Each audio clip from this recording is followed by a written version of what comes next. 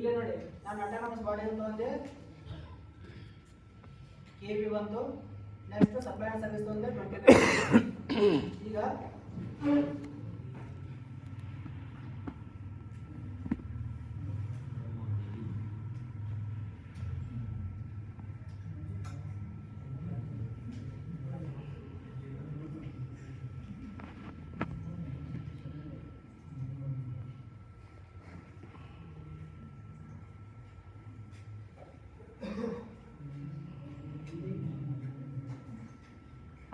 ಈಗ ಯಾವ ರೀತಿ ಮಾಡಿಫಿಕೇಶನ್ ಮಾಡೋದು? Registration, recipient master, search and modify recipient.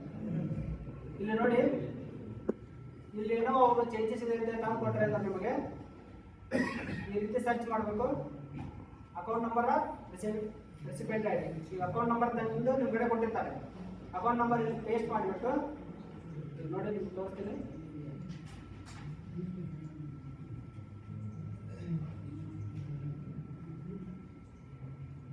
ಈಗ ಅಕೌಂಟ್ ನಂಬರ್ ಇಲ್ಲಿ ಟೈಪ್ ಮಾಡಿಬಿಟ್ಟು ಸರ್ಚ್ ಅಂದರೆ ಓಪನ್ ಆಗುತ್ತೆ. ನೀವು ಅಪ್ಡೇಟ್ ಮಾಡ್ಬೇಕಂದ್ರೆ ಕ್ಲಿಕ್, ನೆಕ್ಸ್ಟ್ ಎಲ್ಲ ಓಪನ್ ಆಗುತ್ತೆ. ನಿಮ್ಗೆ ಏನು ಚೇಂಜಸ್ ಮಾಡಬೇಕು ಚೇಂಜಸ್ ಮಾಡಬೇಕು. ನೇಮ್ನಲ್ಲಿ ಏನಾದ್ರು ಚೇಂಜಸ್ ಇದ್ದರೆ, ಸ್ಪೆಲ್ಲಿಂಗ್ ಮಿಸ್ಟೇಕ್ ಇದ್ದರೆ ಚೇಂಜ್ ಮಾಡಬೇಕು. ಅಕೌಂಟ್ ನಂಬರ್ ಏನಿದ್ರೆ ಮಿಸ್ಟೇಕ್ ಇದ್ದರೆ ಚೇಂಜ್ ಮಾಡಿ ಅಪ್ಡೇಟ್ ಅಂದರೆ. ಅಪ್ಡೇಟ್ ಅಂದರೆ ಇದು ಅಪ್ರೂವ್ ಹೋಗುತ್ತೆ. ಅಪ್ರೂವ್ ಎಲ್ಲಿ ಮಾಡ್ತೀವಿ? ವಿಡಿಯೋದಲ್ಲಿ ವರ್ಕ್ ಫ್ಲೋ ವರ್ಕ್ ಲಿಸ್ಟ್ನಲ್ಲಿ ಅಪ್ರೂವ್ ಮಾಡ್ತೀವಿ. ಅಪ್ರೂವ್ ಮಾಡಿದ ನಂತರ ವ್ಯಾಲಿಡೇಟ್ ಆಗುತ್ತೆ. ಅಪ್ರೂವ್ ಮಾಡೋದಕ್ಕಿಂತ ಮುಂಚೆ ನಿಮಗೇನು ಇದರಲ್ಲಿ ಡಾಟಾ ಚೇಂಜಸ್ ತೋರಿಸಲ್ಲ. ಓಕೆ, ಯಾವಾಗ ನೀವು ಮಾಡಿಫಿಕೇಶನ್ ಮಾಡಿದ್ದನ್ನು ಅಪ್ರೂವ್ ಮಾಡ್ತೀರೋ ಅವಾಗ ಎಫೆಕ್ಟ್ ಆಗುತ್ತೆ. ಅಲ್ಲಿ ಮಟ್ಟ ಎಫೆಕ್ಟ್ ಇರೋಲ್ಲ. ಗೊತ್ತಾಯ್ತು? ರೆಸಿಪಿಯೆಂಟ್ ಐಡಿ ಕ್ರಿಯೇಟ್ ಮಾಡಿದ್ರೆ ಏನು ಹೇಳಿ? ರೆಸಿಪಿಯೆಂಟ್ ಐಡಿ ಎಲ್ಲಿ ಮಾಡ್ತಾರೆ? ರೆಸಿಪಿಯೆಂಟ್ ಐಡಿ ಮಾಡ್ತಾರೆ. ರೆಸಿಪಿಯೆಂಟ್ ಐಡಿ ಯಾಕೆ ಇಂಪಾರ್ಟೆಂಟ್? ಏನಾಯ್ತು? ತೋರಿಸಿನಪ್ಪ ಬೇಕಾ ಮಧ್ಯಾಹ್ನ ಟೈಮ್ ಇಲ್ಲಿ ಬರ್ತಿರ್ತದೆ ನಿಮಗೆ. ನೀವು ರಿಪ್ಲೈ ಮಾಡಲಿಲ್ಲ ಅಂತ ಬರೀ ನಿಮಗೇನು ತಿಳಿಯಾಗಿಲ್ಲ ಅಂತ ಒಂದು ಅರ್ಥ. ಇಲ್ಲಂದ್ರೆ ಇಲ್ಲಿ ನೀವಿಲ್ಲ ಅಂತ ಅರ್ಥ. ಅಮೌಂಟ್ ಹಾಕಕ್ಕ ಇದು ಎಕ್ಸಾಕ್ಟ್ ಖಜಾನೆ ಟೂನಲ್ಲಿ ರೆಸಿಪಿಯೆಂಟ್ ಐಡಿ ಅಂದ್ರೆ ಏನು? ಒಂದು ಯೂನಿಕ್ ಐಡಿ. ಈಗ ಒಂದು ಆಧಾರ್ ಕಾರ್ಡ್ ಐಡಿಗೆ ಮಾಡಿಫಿಕೇಶನ್ ಬರಲ್ಲ, ರೆಸಿಪಿಯೆಂಟ್ ಐಡಿನೂ ಮಾಡಿಫೈ ಆಗಲ್ಲ. ರೆಸಿಪಿಯೆಂಟ್ ಐಡಿ ಒಳಗಿನ ಡಾಟಾ ಚೇಂಜ್ ಮಾಡ್ಬೋದು ನೀವು, ಐಡಿ ಚೇಂಜ್ ಮಾಡೋಕ್ಕಾಗಲ್ಲ. ಆಸ್ ಲೈಕ್ ಆಧಾರ್ ಕಾರ್ಡ್ ಇತ್ತು, ಪ್ಯಾನ್ ಕಾರ್ಡ್ ಇತ್ತು. ನೀವು ಆಧಾರ್ ಕಾರ್ಡ್ ಅಪ್ಡೇಟ್ ಮಾಡಿಸ್ಬೋದು, ನೇಮ್ ಚೇಂಜ್ ಮಾಡಿಸ್ಬೋದು, ಅದರೊಳಗಿನ ನಂಬರ್ ಚೇಂಜ್ ಮಾಡಿಸ್ಬೋದು, ಅಡ್ರೆಸ್ ಚೇಂಜ್ ಮಾಡಿಸ್ಬೋದು. ಸೇಮ್ ರೆಸಿಪಿಯೆಂಟ್ ಐಡಿನೂ ಹಂಗೆ, ನಂಬರ್ ಚೇಂಜ್ ಆಗಲ್ಲ, ಒಳಗಿನ ಡಾಟಾ ಚೇಂಜ್ ಆಗಲ್ಲ. ಫಸ್ಟ್. ಎರಡನೇದು, ಈಗ ಅಕೌಂಟ್ ನಂಬರು ತುಂಬ ಇರ್ತಾವೆ ಒಬ್ಬೊಬ್ಬರು ವ್ಯಕ್ತಿವು. ಆ ಅಕೌಂಟ್ ನಂಬರ್ ಯಾವ್ದು ನಮ್ಗೆ ಗೊತ್ತಿರೋಲ್ಲ, ನೇರವಾಗಿ ಅಕೌಂಟಿಗೆ ಹಾಕೋಕ್ಕಾಗಲ್ಲ. ಅದಕ್ಕಾಗಿ ನಮ್ಮ ಸಾಫ್ಟ್ವೇರಲ್ಲಿ ಒಂದು ಐಡಿ ಇರಬೇಕು. ಆ ಐಡಿ ಕ್ರಿಯೇಟ್ ಮಾಡಿ ಅವ್ರಿಗೆ ಅದ್ರ ಮುಖಾಂತರ ನಾವು ಟ್ರಾನ್ಸ್ಫರ್ ಮಾಡ್ಬೋದು. ಎರಡನೇದು. ಓಕೆ, ಈಗ ಗೊತ್ತಾಯ್ತು? ಇಷ್ಟಾಯಿತು.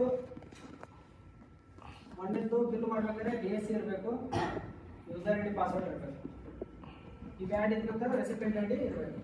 ಇವು ಮೂರು ಇದ್ರೆ ನೀವು ಬಿಲ್ ಮಾಡೋಕೆ ಆಗತ್ತೆ. ಈಗ ರೋಲ್ ಬಗ್ಗೆ ಹೇಳೋಣ. ರೋಲ್ಸ್,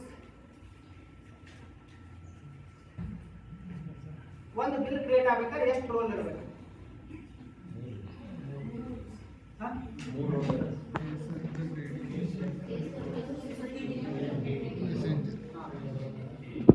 ಒಂದು DDO ಆಫೀಸ್ನಲ್ಲಿ ಬಿಲ್ಲು ಫ್ಲೋ ಆಗಿ ಅಪ್ ಟು ಪ್ರಿಂಟಿಂಗ್ ಲೆವೆಲ್ ತನಕ ಅಂದರೆ 3 ರೋಲ್ ಇರ್ತದೆ.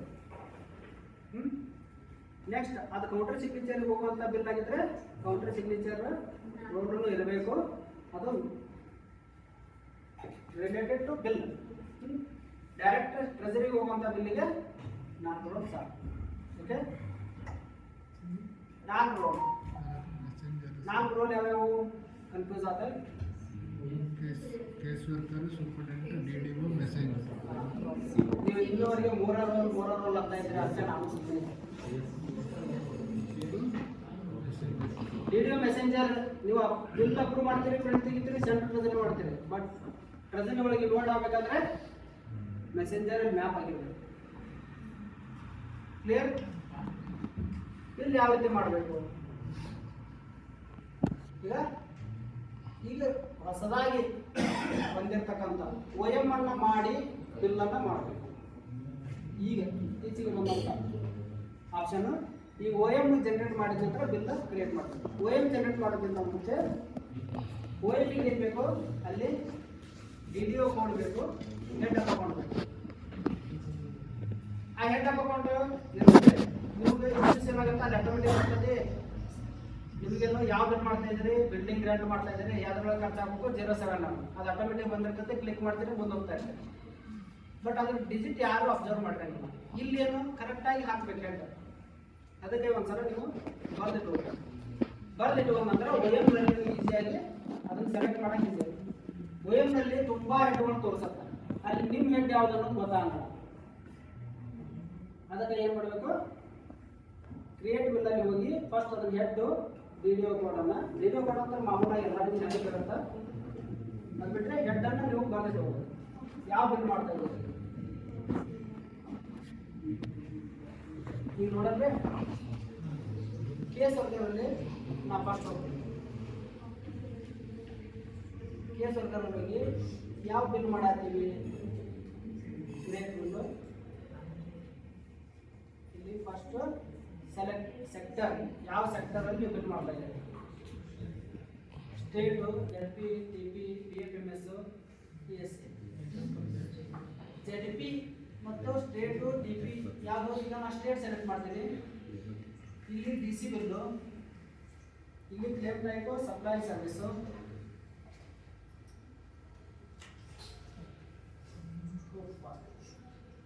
ಇಲ್ಲಿ ಮೊದಲಿಗೆ ನಾವು ಆಪರೇಷನ್ ಬಿಲ್ಲನ್ನು ಸೆಲೆಕ್ಟ್ ಮಾಡಿ ಬಿಲ್ಲನ್ನು ಮಾಡ್ತಾ ಇದ್ದೀವಿ.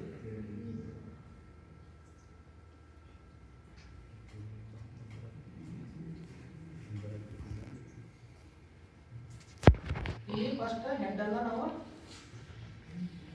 ಬರ್ಬೋದು. ಯಾವುದರಲ್ಲಿ ಬಜೆಟ್ ಇದೆ ನೋಡೋಣ. ಬಜೆಟ್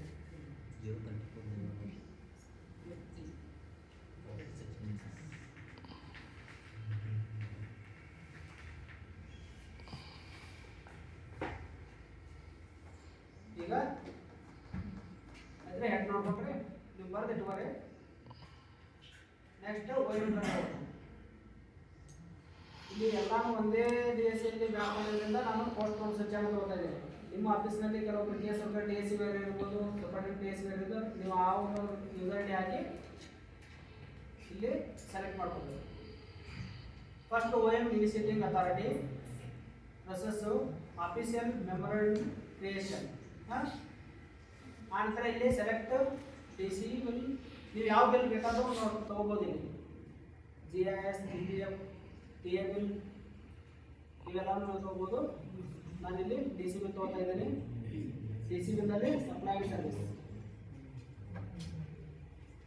ಇಲ್ಲಿ ನೋಡಿ 3 ಆಪ್ಷನ್ ಇದೆ.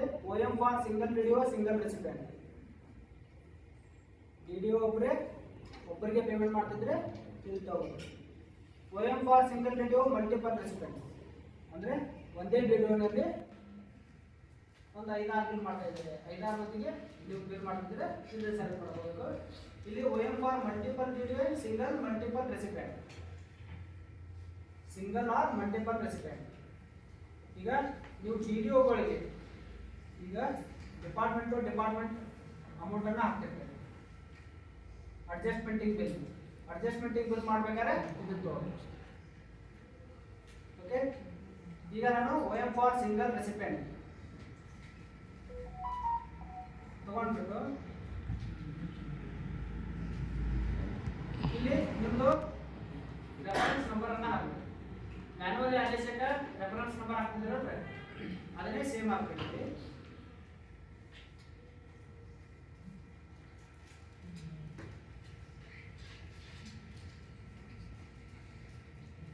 ಸೇಮ್ ಹಾಕಬೇಕು. ನೆಕ್ಸ್ಟ್ ಡೇಟ್, ನಾನು ನಿನ್ನೆ ಡೇಟ್ ತಗೊಂಡಿದ್ದೀನಿ, ಪ್ರೆಸೆಂಟ್ ಡೇಟ್ ತಗೋಬೋದು. ಒಂದೇ ಡೇಟ್ಗೆ ನೀವು 10 OM ಅನ್ನ ಕ್ರಿಯೇಟ್ ಮಾಡ್ಬೋದು.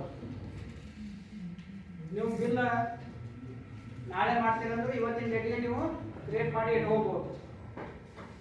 ಆದರೆ ರೆಫರೆನ್ಸ್ ನಂಬರ್ ಅಥವಾ ಡೇಟನ್ನು ನೀವು ನೆನಪಿನಲ್ಲಿ ಇಟ್ಕೊಂಡು ಬರೆದಿಟ್ಕೊಂಡು ಇದೇ ಬಿಲ್ಲಿಗೆ ಇದೇ ಒ ಎಮ್ ನಂಬರ್ ಅಂತೇಳಿ ನೀವು ಒಂದು ಕಡೆ ನೋಟ್ ಮಾಡಿ ಇಟ್ಕೊಂಡ್ರೆ ನಿಮ್ಗೆ ಫೈಂಡ್ ಮಾಡಿದ್ರೆ ಈಸಿ ಆಗುತ್ತೆ. ಆದರೆ ಇಲ್ಲಿ ಸಬ್ಜೆಕ್ಟ್ ಯಾವ ಬಿಲ್ ಮಾಡ್ತಾ ಇದ್ದೀರಾ? ಸಪ್ಲೈ ಅಂಡ್ ಸರ್ವಿಸ್, ಹೌದ್ರಿ? ವಿಷಯ supply and service bill. Order text ಯಾವ ಬಿಲ್ ಅದು? Order text. Stationery bill.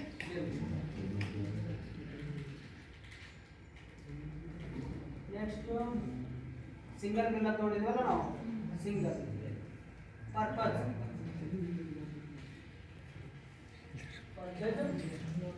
Stationery article for office use, ಹೌದ್ರಾ? Next head of account. ಈಗ ನೀವು ಇಲ್ಲಿ ಸರ್ಚ್ ಮಾಡಿದ್ರೆ ಈಸಿಯಾಗಿ ಫೈಂಡ್ ಔಟ್ ಆಗುತ್ತೆ. ಇಲ್ಲಿ ತುಂಬಾ ಹೆಡ್ ಇರ್ತಾರೆ. ನೀವು ಹೆಡ್ ನೋಡ್ಕೊಳ್ಳಿಲ್ಲ ಅಂದ್ರೆ ನಿಮ್ಗೆ ಹೆಡ್ ಎಲ್ಲ ಡಿಪಾರ್ಟ್ಮೆಂಟ್ ಹೆಡ್ಸ್ ಇರುತ್ತೆ. ನೀವು ಹೆಂಗೆ ಸರ್ಚ್ ಮಾಡೋದು? ಅವಾಗ ನೀವು ಬರೆದಿಟ್ಟು ಅಂದ್ರೆ ಅಲ್ಲಿ ಫಸ್ಟ್ 4 ಡಿಜಿಟ್ ನೀವು ಟೈಪ್ ಮಾಡಿದ್ರೆ ಬರುತ್ತೆ 2070. ಇಲ್ಲಿ ಸೆಲೆಕ್ಟ್ ಮಾಡಿ ನಿಮ್ಗೆ ಏನಾರ ಆ ಬಿಲ್ ಬಗ್ಗೆ ಬರೀಬೇಕಂದ್ರೆ ಬರೀಬೇಕು. ಈಗ ಇದನ್ನ ಕಾಪಿ ಪೇಸ್ಟ್ ಮಾಡ್ಬೋದು ಅಂತ ಬಂದಿದ್ದೀನಿ. ನಿಮಗೆ ಕಾಪಿ ಪೇಸ್ಟ್ ಮಾಡಿಬಿಡೋದು. ಅಲ್ಲ, ನಿಮ್ಗೆ ಆ ಬಿಲ್ ಬಗ್ಗೆ ಏನಾರ ಪರ್ಪಸ್ ಬರೀದಿತ್ತಂದ್ರೆ ಬರೀಬೇಕ್ರಿ. ಯಾಕಂದ್ರೆ ಬಿಲ್ ಎಲ್ಲ ಬರೆಯೋಕ್ಕಾಗಲ್ಲ. ಮೊದಲು ಹೆಂಗೆ ಓ ಎ ಮಾಡ್ತಿದ್ರಿ?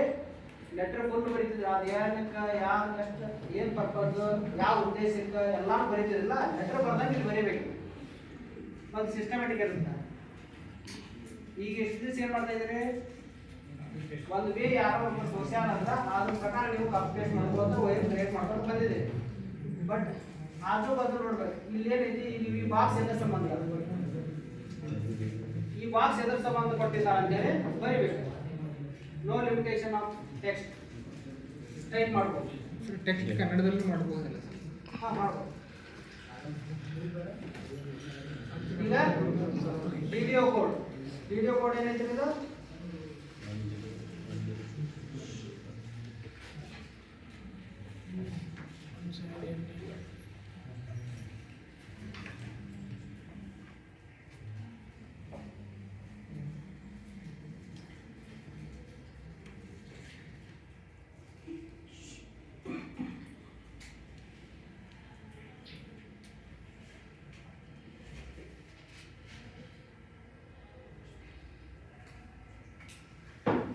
ನೋಡೋಣ ಯಾವ್ದು ತಿಳ್ಕೊಂಡು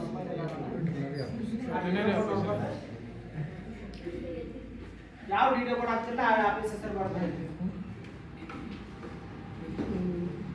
ಓಕೆ, ಎನಿ ಡೌಟ್? ಏನು ರೈತರು ಎಲ್ಲ ಮಾಡ್ತಾರೆ ಇದೇ ಮಾಡೋದು. ಇಲ್ಲಿ ನಾ ವಿಡಿಯೋ ಕೂಡ ನೋಡ್ಕೊಳ್ಳಿಲ್ಲ. ನಾವು ಮತ್ತೆ ಹೇಳಿದ್ದೆ ನಿಮಗೆ ವಿಡಿಯೋ ಕೂಡ ನೋಡಿರುವಂತ ನಾನು ನೋಡ್ಕೊಳ್ಳಿಲ್ಲ, ಅದಕ್ಕಾಗಿ ಹಾಕಿಲ್ಲ. ಓಕೆ, ಯಾವ ವಿಡಿಯೋ ಕೋಡ್ ನೀವು ಹಾಕ್ತೀರಾ ಆ ಆಫೀಸ್ ಹೆಸರು ಬರುತ್ತೆ. ಇವತ್ತು ಕನ್ಫರ್ಮೇಷನ್ ಮಾಡಿಕೊಂಡು ನೆಕ್ಸ್ಟ್ ರೆಸಿಪಿಯೆಂಟ್ ಐಡಿಯನ್ನು ಹಾಕಬೇಕು.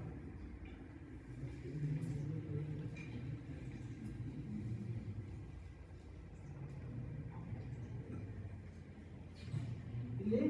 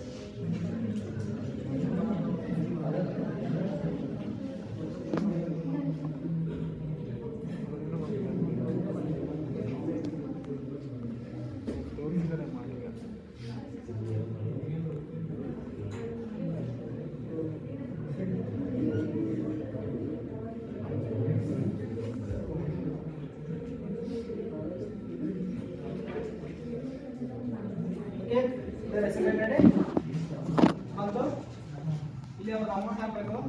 ಎಷ್ಟು ಬಿಲ್ ಮೇಲೆ ಇದೆಯಲ್ಲ ಅಷ್ಟು ಇಲ್ಲಿ ಅಡ್ರೆಸ್ ಹಾಕಬೇಕು.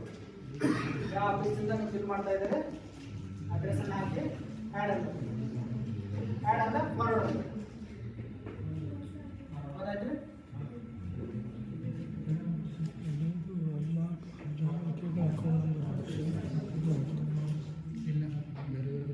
ಇಲ್ಲಿ ಸಿಂಗಲ್ ಮಲ್ಟಿಪಲ್ ಸೆಲೆಕ್ಟ್ ಮಾಡಿ ಸೇವ್ ಆಗಬೇಕು. ವಿತೌಟ್ DSC ಸೇವ್ ಆಗುತ್ತೆ. ಬಟ್ ನೆಕ್ಸ್ಟ್ ಲೆವೆಲ್ ಹೋಗ್ಬೇಕಂದ್ರೆ DSC ಕಂಪಲ್ಸರಿ. ಇಲ್ಲಿ ಆರ್ಡರ್ ಕ್ರಿಯೇಟ್ ಆಗುತ್ತೆ. ಈ ಆರ್ಡರ್ ಫಾರ್ವರ್ಡ್ ಮಾಡಿದ ನಂತರ ಆರ್ಡರ್ ನಂಬರು OMI ಕನ್ವರ್ಟ್ ಆಗುತ್ತೆ. ಡ್ರಾಪ್ ಐತಂದ್ರೆ ಅದು OM ಆಗಿ OM ನಂಬರ್ ಬರುತ್ತೆ. ನೆಕ್ಸ್ಟ್ ವೆರಿಫಿಕೇಶನ್ ಎಲ್ಲಿ ಮಾಡಬೇಕಿದು?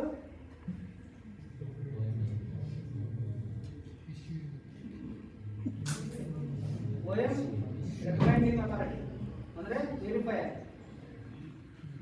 ಇಲ್ಲಿ ಬರುತ್ತೆ. ಕ್ಲಿಕ್ ಮಾಡಿ ವೆರಿಫೈ ಮಾಡಬೇಕು. ನೆಕ್ಸ್ಟ್ ಇಶ್ಯೂಯಿಂಗ್ ಇಲ್ಲಿ ಬರುತ್ತೆ. ಇಲ್ಲಿಂದ ಕ್ಲಿಕ್ ಮಾಡಿ ಅಲ್ಲಿ amount, head of account, DDO ಕೋಡು ಎಲ್ಲ ಕ್ಲಿಕ್ ಮಾಡಿ ಇಶ್ಯೂ ಆರ್ಡರ್ ಅಂತ ಅದನ್ನು ಕ್ಲಿಕ್ ಮಾಡ್ತಾರೆ. ಅದನ್ನು ಎಲ್ಲಿ ಸರ್ಚ್ ಮಾಡಬಹುದು?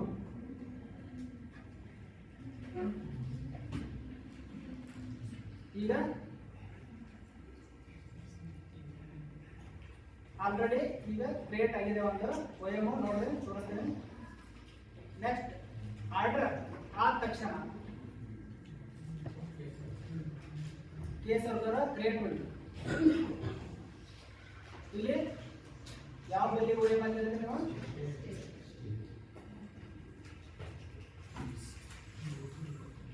DC bill supply and service ಹೌದಾ?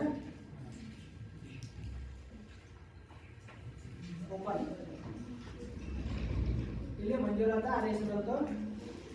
ಇಲ್ಲಿ ಡೇಟ್ ಅನ್ನು ಸೆಲೆಕ್ಟ್ ಮಾಡಿ ಸರ್ಚ್ ಅಂದ್ರೆ ಏನಾಗುತ್ತೆ? ಇಲ್ಲಿ OM ನೀವು ಕ್ರಿಯೇಟ್ ಮಾಡಿ ಬರುತ್ತೆ. ಬಂದ್ರೆ OM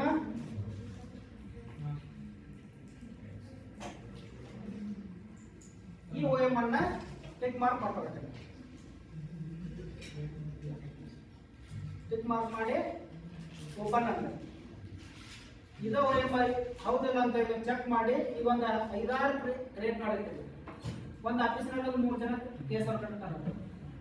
ಒಬ್ರು EST ಮಾಡ್ತಿರ್ತಾರ, ಒಬ್ರು DC ಬಿಲ್ ಮಾಡ್ತಿರ್ತಾರ, ಒಬ್ರು ಇನ್ಯಾವುದೋ ಅದರ್ ಎಕ್ಸ್ಪೆನ್ಸ್ ಮಾಡ್ತಿರ್ತಾರೆ. ಅವಾಗ ಅವರು ಒಂದು OM ಕ್ರಿಯೇಟ್ ಮಾಡಿರ್ತಾರೆ ಸೇಮ್ ಡೇಟಿಗೆ. ನೀವು ಒಂದು ಮಾಡಿರ್ತೀರಿ, ನಾಳೆ ಮಾಡಿದ್ರೆ ಬಿಲ್ ಅಂತ ನೀವು ಸುಮ್ಮನೆ ಬಿಟ್ಟಿರ್ತೀರಿ, ಅವ್ರು ಬಿಟ್ಟಿರ್ತಾರೆ. ಈಗ ಒಂದು 3 ಬಂದ್ಬಿಡ್ತಾವೆ ಇಲ್ಲಿ OMಗಳು. ಅವಾಗ ನಿಮ್ದು ಅನ್ನೋದು ಹೆಂಗೆ ಕಂಡುಹಿಡಿತೀರಿ?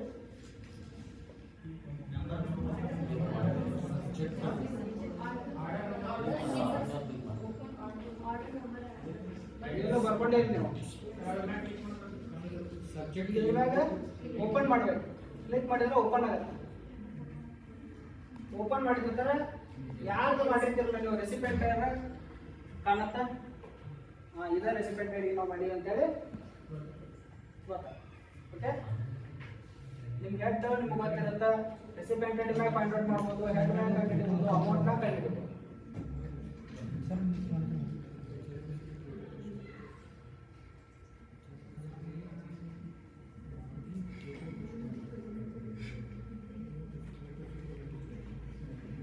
ಅಂದ್ರೆ ಇಲ್ಲೇ ಓಪನ್ ಅಂತ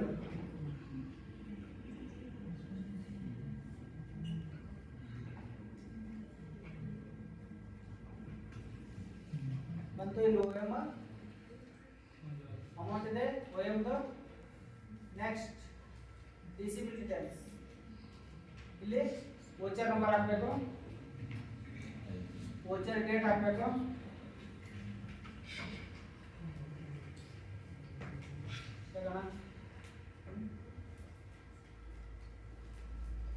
ಆಲ್ರೆಡಿ ನೀವು ಏನಾರ ಗೊತ್ತಿತ್ತು ಅಂದ್ರೆ ನೀವೇ ಇದ್ದೇ ಇರ್ಬೋದು.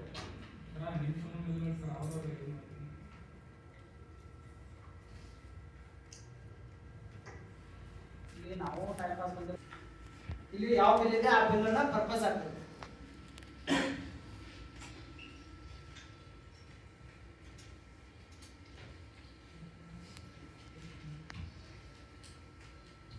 ಇಲ್ಲಿ ಒಂದು ನೋಡಿ ಒಎಂಗೂ ಮತ್ತೆ ಬಿಲ್ ಅಮೌಂಟ್ಗೂ ವೇರಿಯೇಷನ್ ಇತ್ತಂದ್ರೆ ಬಿಲ್ಲು ಫಾರ್ವರ್ಡ್ ಆಗಲ್ಲ. ಮತ್ತೆ ಒಎಂದಲ್ಲಿ ಇರ್ತಕ್ಕಂಥ ರೆಸಿಪೆಂಟ್ ಐ ಡಿ ಇಲ್ಲಿ ಇರ್ತಕ್ಕಂಥ ರೆಸಿಪೆಂಟ್ ಐ ಡಿ ಅಂದ್ರೆ ಬಿಲ್ಲು ಆ್ಯಡ್ ಆಗಲ್ಲ, ಫಾರ್ವರ್ಡ್ ಆಗಲ್ಲ. ಟ್ರೈ ಮಾಡಿದ್ರೆ ಎರಡು ಸೇಮ್ ಇರುತ್ತೆ ಸರ್. ಒಎಂಗೂ ಮತ್ತೆ ಇದಕ್ಕೆ ಎರಡು ಮ್ಯಾಚ್ ಆಗುತ್ತೆ ಸರ್. ಗ್ರಾಸ್ ಅಮೌಂಟು ಎರಡು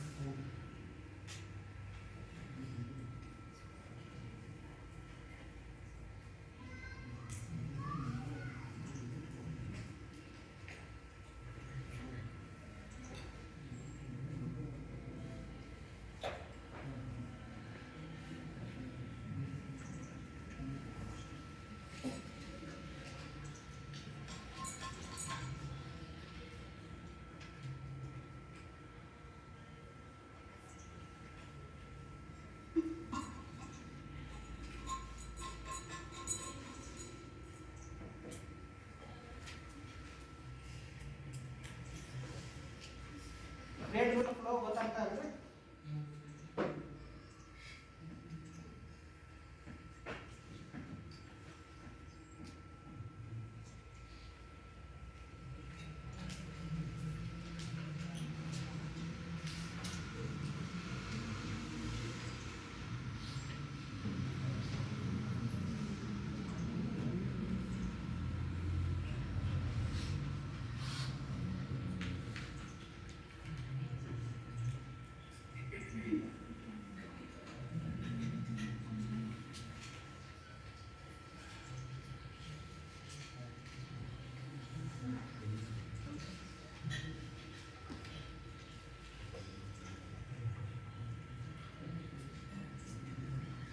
ಇಲ್ಲಿ ಕ್ವಶ್ಚನ್ ನಂಬರ್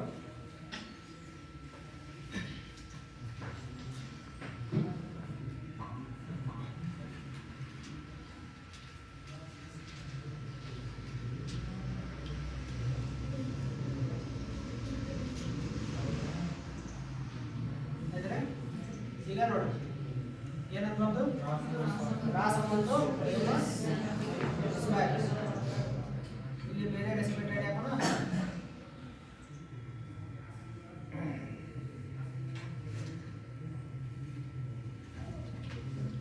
ಅಂದರೆ ಒಎಂ ನೀವು ಮಾಡ್ಬೇಕಾದ್ರೆ ನೀವೇನು ಅಮೌಂಟ್ ಇಟ್ಟಿರ್ತೀರಿ, ಯಾವ ರೆಸಿಪೆಂಟ್ ಐಡಿ ಇಟ್ಟಿರ್ತೀರಿ ಎಲ್ಲಾನು ಕ್ಲಿಯರ್ ಇರ್ತದೆ.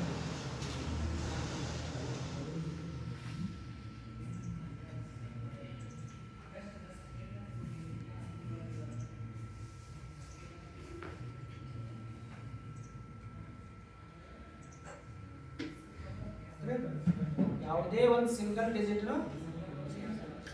ವೇರಿಯೇಷನ್ ಆಗಲ್ಲ, ಮ್ಯಾಚ್ ಆಗ.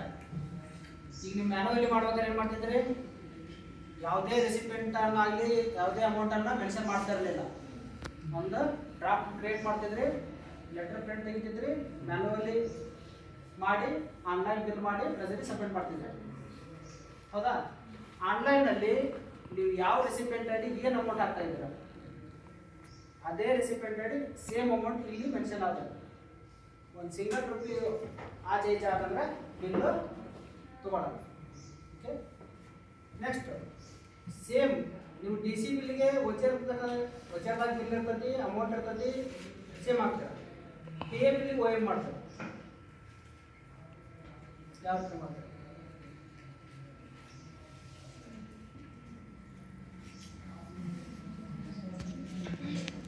ಟಿ ಎ ಬಿಲ್ಲಿಗೆ ಓ ಎಮ್ ಮಾಡ್ತಾರೆ. ಅದನ್ನ ಯಾವ ರೀತಿ ಮಾಡ್ತೀರಾ? ಸರ್ ಬಿಲ್ ಆದ್ಮೇಲೆ ಓ ಎಮ್ ಮಾಡ್ಬೋದು. ಬಿಲ್ ಆದ್ಮೇಲೆ ನಿಮ್ಗೆ ಓ ಎಮ್ ಸೆಲೆಕ್ಟ್ ಆನ್ಲೈನ್ ಅಂದ್ರೆ ಇದಿನ್ನೂ ಆಫ್ಲೈನ್ ನಾಗ ಕ್ರಿಯೇಟ್ ಬಿಲ್ ಮುಂದರ ಹೋಗುತ್ತೆ. ಟಿ ಎ ಬಿಲ್ಲಿಗೆ ಮುಂದೆ ಹೋಗಲ್ಲ.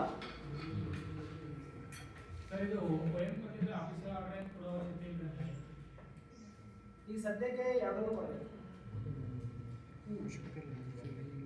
ಇನ್ ಫ್ಯೂಚರ್ ಗೌರ್ಮೆಂಟ್ ಆದೇಶ ಮಾಡ್ತಾರೆ ಅದ್ರ ಮೇಲೆ ಡಿಪೆಂಡ್. ಈಗ ನೀವು ಇಲ್ಲಿ ಆದೇಶ ನಂಬರ್ ಹಾಕ್ತಿರಿ ಬೇರೆ, ಹೌದಾ? ಅದೇ ನಂಬರ್ ಅದರೊಳಗೆ ಮೆನ್ಷನ್ ಆಗುತ್ತೆ. ಮ್ಯಾನ್ಯುವಲ್ಲಿನೂ ಅದನ್ನೇ ಬರೀತಿದ್ರಿ, ಔಟ್ಡೋರ್ ನಂಬರ್ ಹಾಕ್ತಿದ್ರಿ, ಹೌದಾ? ಆದೇಶ ನಂಬರ್. ಈಗ ಏನು ಡೌಟ್ ಈಗ ಬಿಲ್ ಗ್ರೇಟ್ ಹೇಳಿದೆ, same amount same recipient ID ಇರ್ತದೆ. ರೆಸಿಪಿಯೆಂಟ್ ಐಡಿ ಜಾಸ್ತಿ ಇತ್ತು ಅಂದ್ರೆ ಮಲ್ಟಿಪಲ್ ಆಪ್ಷನ್ ಸೆಲೆಕ್ಟ್ ಮಾಡ್ಕೊಂಡು ಆ್ಯಡ್ ಮಾಡ್ಕೊಂಡು ಹೋಗ್ಬೇಕು ಸರ್. ಮಲ್ಟಿಪಲ್ ಅಂದ್ರೆ ನೀವು ರೆಸಿಪಿಯೆಂಟ್ ಐಡಿನ ಅಲ್ಲೇ ಟೈಪ್ ಮಾಡ್ಕೊಂತ ಅದರ ಮುಂದೆ ಅಮೌಂಟ್ ಹಾಕೋತ ಹೋದ್ರೆ ಕೆಳಗಡೆ ಲಿಸ್ಟ್ ಬರುತ್ತೆ. ಮಲ್ಟಿಪಲ್ ರೆಸಿಪಿಯೆಂಟ್ ಐಡಿನ ನೀವು ಸೆಲೆಕ್ಟ್ ಮಾಡ್ಕೋಬೇಕು. ಸಿಂಗಲ್, ಈಗ ನಾವು ಸಿಂಗಲ್ ಡಿಡಿಒ ಸಿಂಗಲ್ ರೆಸಿಪಿಯೆಂಟ್ ಅನ್ನ ಸೆಲೆಕ್ಟ್ ಮಾಡಿದ್ವಿ. Single DDO multiple recipient ID calculate ಮಾಡಿದ್ರೆ ಸಿಂಗಲ್ ಡಿಡಿಒಗೆ ಒಂದೇ ಬಿಲ್ ಅಲ್ಲಿ ಸಪ್ಲೈ ಅಂಡ್ ಸರ್ವಿಸ್ ಒಂದೇ ಕ್ಯಾಟಗರಿಯಲ್ಲಿ ಒಂದು 5-6 ಬಿಲ್ ಕೊಡ್ತಾರೆ. 5-6 ಬಿಲ್ ಅನ್ನು ಆ್ಯಡ್ ಮಾಡ್ಬೋದು. ಒಬ್ರು ಫರ್ನಿಚರ್ ಬಿಲ್ ಕೊಟ್ಟಿರ್ತಾರ, ಒಬ್ರು ಒಂದೇ ಹೆಡ್ಡಲ್ಲಿ ಖರ್ಚು ಹಾಕ್ಬೇಕಂದ್ರೆ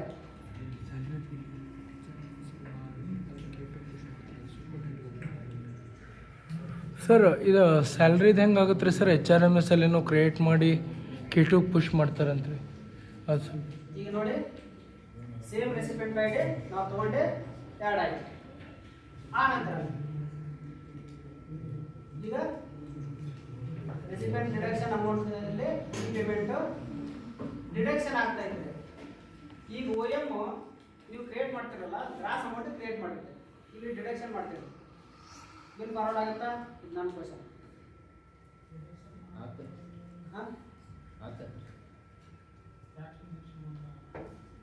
ಒಬ್ಬರೇ ಆನ್ಸರ್.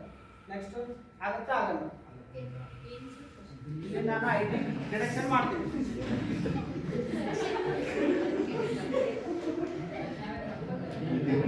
ಬಿಲ್ ಮಾಡುವ ಬಾಜು ಒಂದು 2 ದಿವಸ ಕುಂತೆ ಅಥವಾ ಒಂದು 2-3 ಬಿಲ್ ಮಾಡೋದು ನೋಡಿಬಿಟ್ರೆ ನೀವು ಮಾಡ್ತೀರಿ, ಗೊತ್ತಿದ್ದವು ಬಿಲ್ ಮಾಡ್ತಾರೆ. ಬಟ್ ಅದು ಇದನ್ನು ಮಾಡಿದ್ರೆ ಏನಾಗತ್ತೆ ಅನ್ನೋದು ತಿಳ್ಕೊಳ್ಳೋದು ಭಾಳ ಇಂಪಾರ್ಟೆಂಟ್. ಗೊತ್ತ್ರಿ?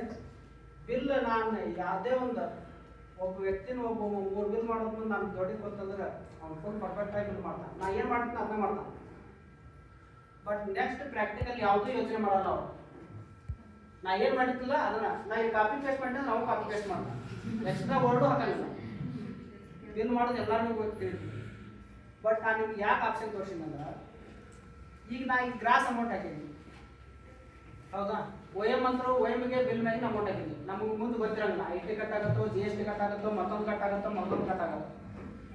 ಬಟ್ ಇಲ್ಲಿ ಡಿಡಕ್ಷನ್ ಮಾಡಿದರೆ ಅದು ಬಿಲ್ ಫಾರ್ವರ್ಡ್ ಆಗುತ್ತೋ ಇಲ್ಲೋ? ಮತ್ತು ಅಲ್ಲಿ ರೆಸಿಪಿಯೆಂಟ್ ಐಡಿ ಚೇಂಜ್ ಆದ್ರೆ ತಗೊಳ್ಳಿಲ್ಲ, ಬಿಲ್ ಅಮೌಂಟ್ ಚೇಂಜ್ ಮಾಡಿದ್ರೆ ತಗೊಳ್ಳಿಲ್ಲ. ಇಲ್ಲಿ ಹೆಂಗೆ ಫಾರ್ವರ್ಡ್ ಆಗುತ್ತೆ? ಅದು ಗ್ರಾಸ್ ಅಮೌಂಟ್ ಆಗುತ್ತೆ ಸರ್. ನಾವು ಗ್ರಾಸ್ ಅಮೌಂಟ್ ಆಗುತ್ತೆ. ಅಂದ್ರೆ ಇದು ನಾವು ಬಿಲ್ ಫಾರ್ವರ್ಡ್ ಮಾಡ್ಬೇಕಾದ್ರೆ ಅಮೌಂಟ್ ವೇರಿಯೇಷನ್ ಹೋಗಲ್ಲ.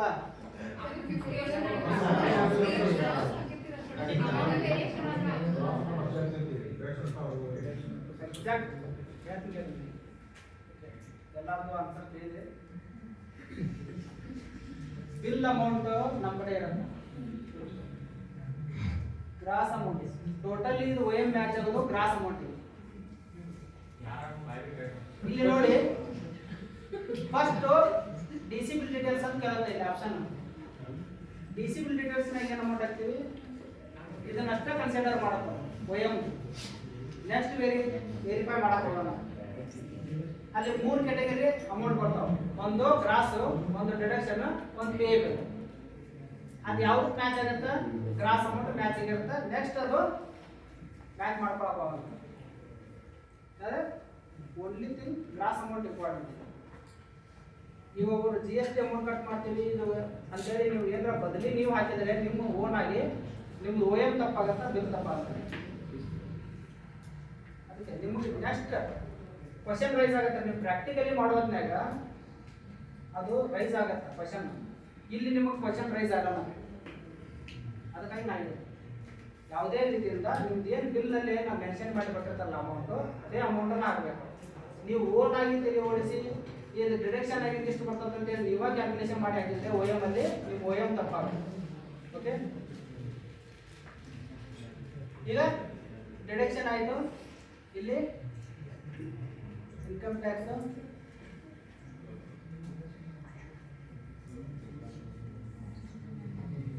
ಯಾರು ನೋಡಿ, gross amount, deduction amount, payable amount, forward bill.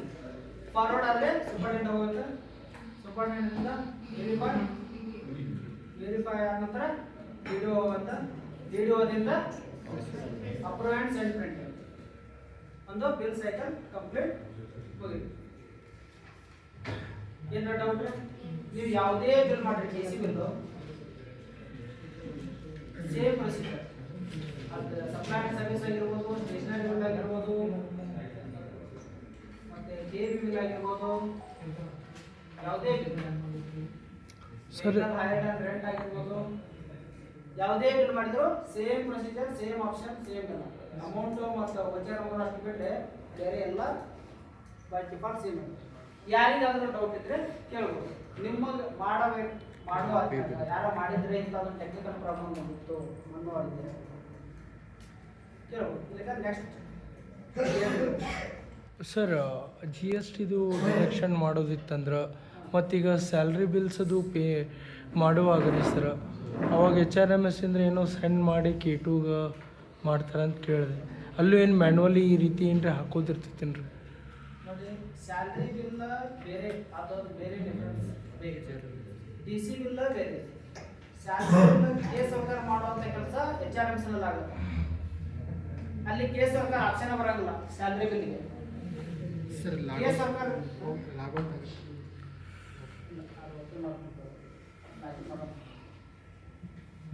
ಈಗ ನೆಕ್ಸ್ಟ್ ನಿಮ್ಮ ಸ್ಯಾಲ್ರಿ ರಿಲೇಟೆಡ್ ಏನು ಬಿಲ್ ಇರ್ತಂದ್ರೆ HRMS ನಲ್ಲಿ ಮಾಡುವಂಥ ಕೆಲಸ ಇಲ್ಲಿ ಕೆ ಸರ್ಕಾರ ಲಾಗಿನ್ದಾಗಿ ಮಾಡೋ ಆಪ್ಷನ್ ಸ್ಕಿಪ್ ಆಗುತ್ತೆ.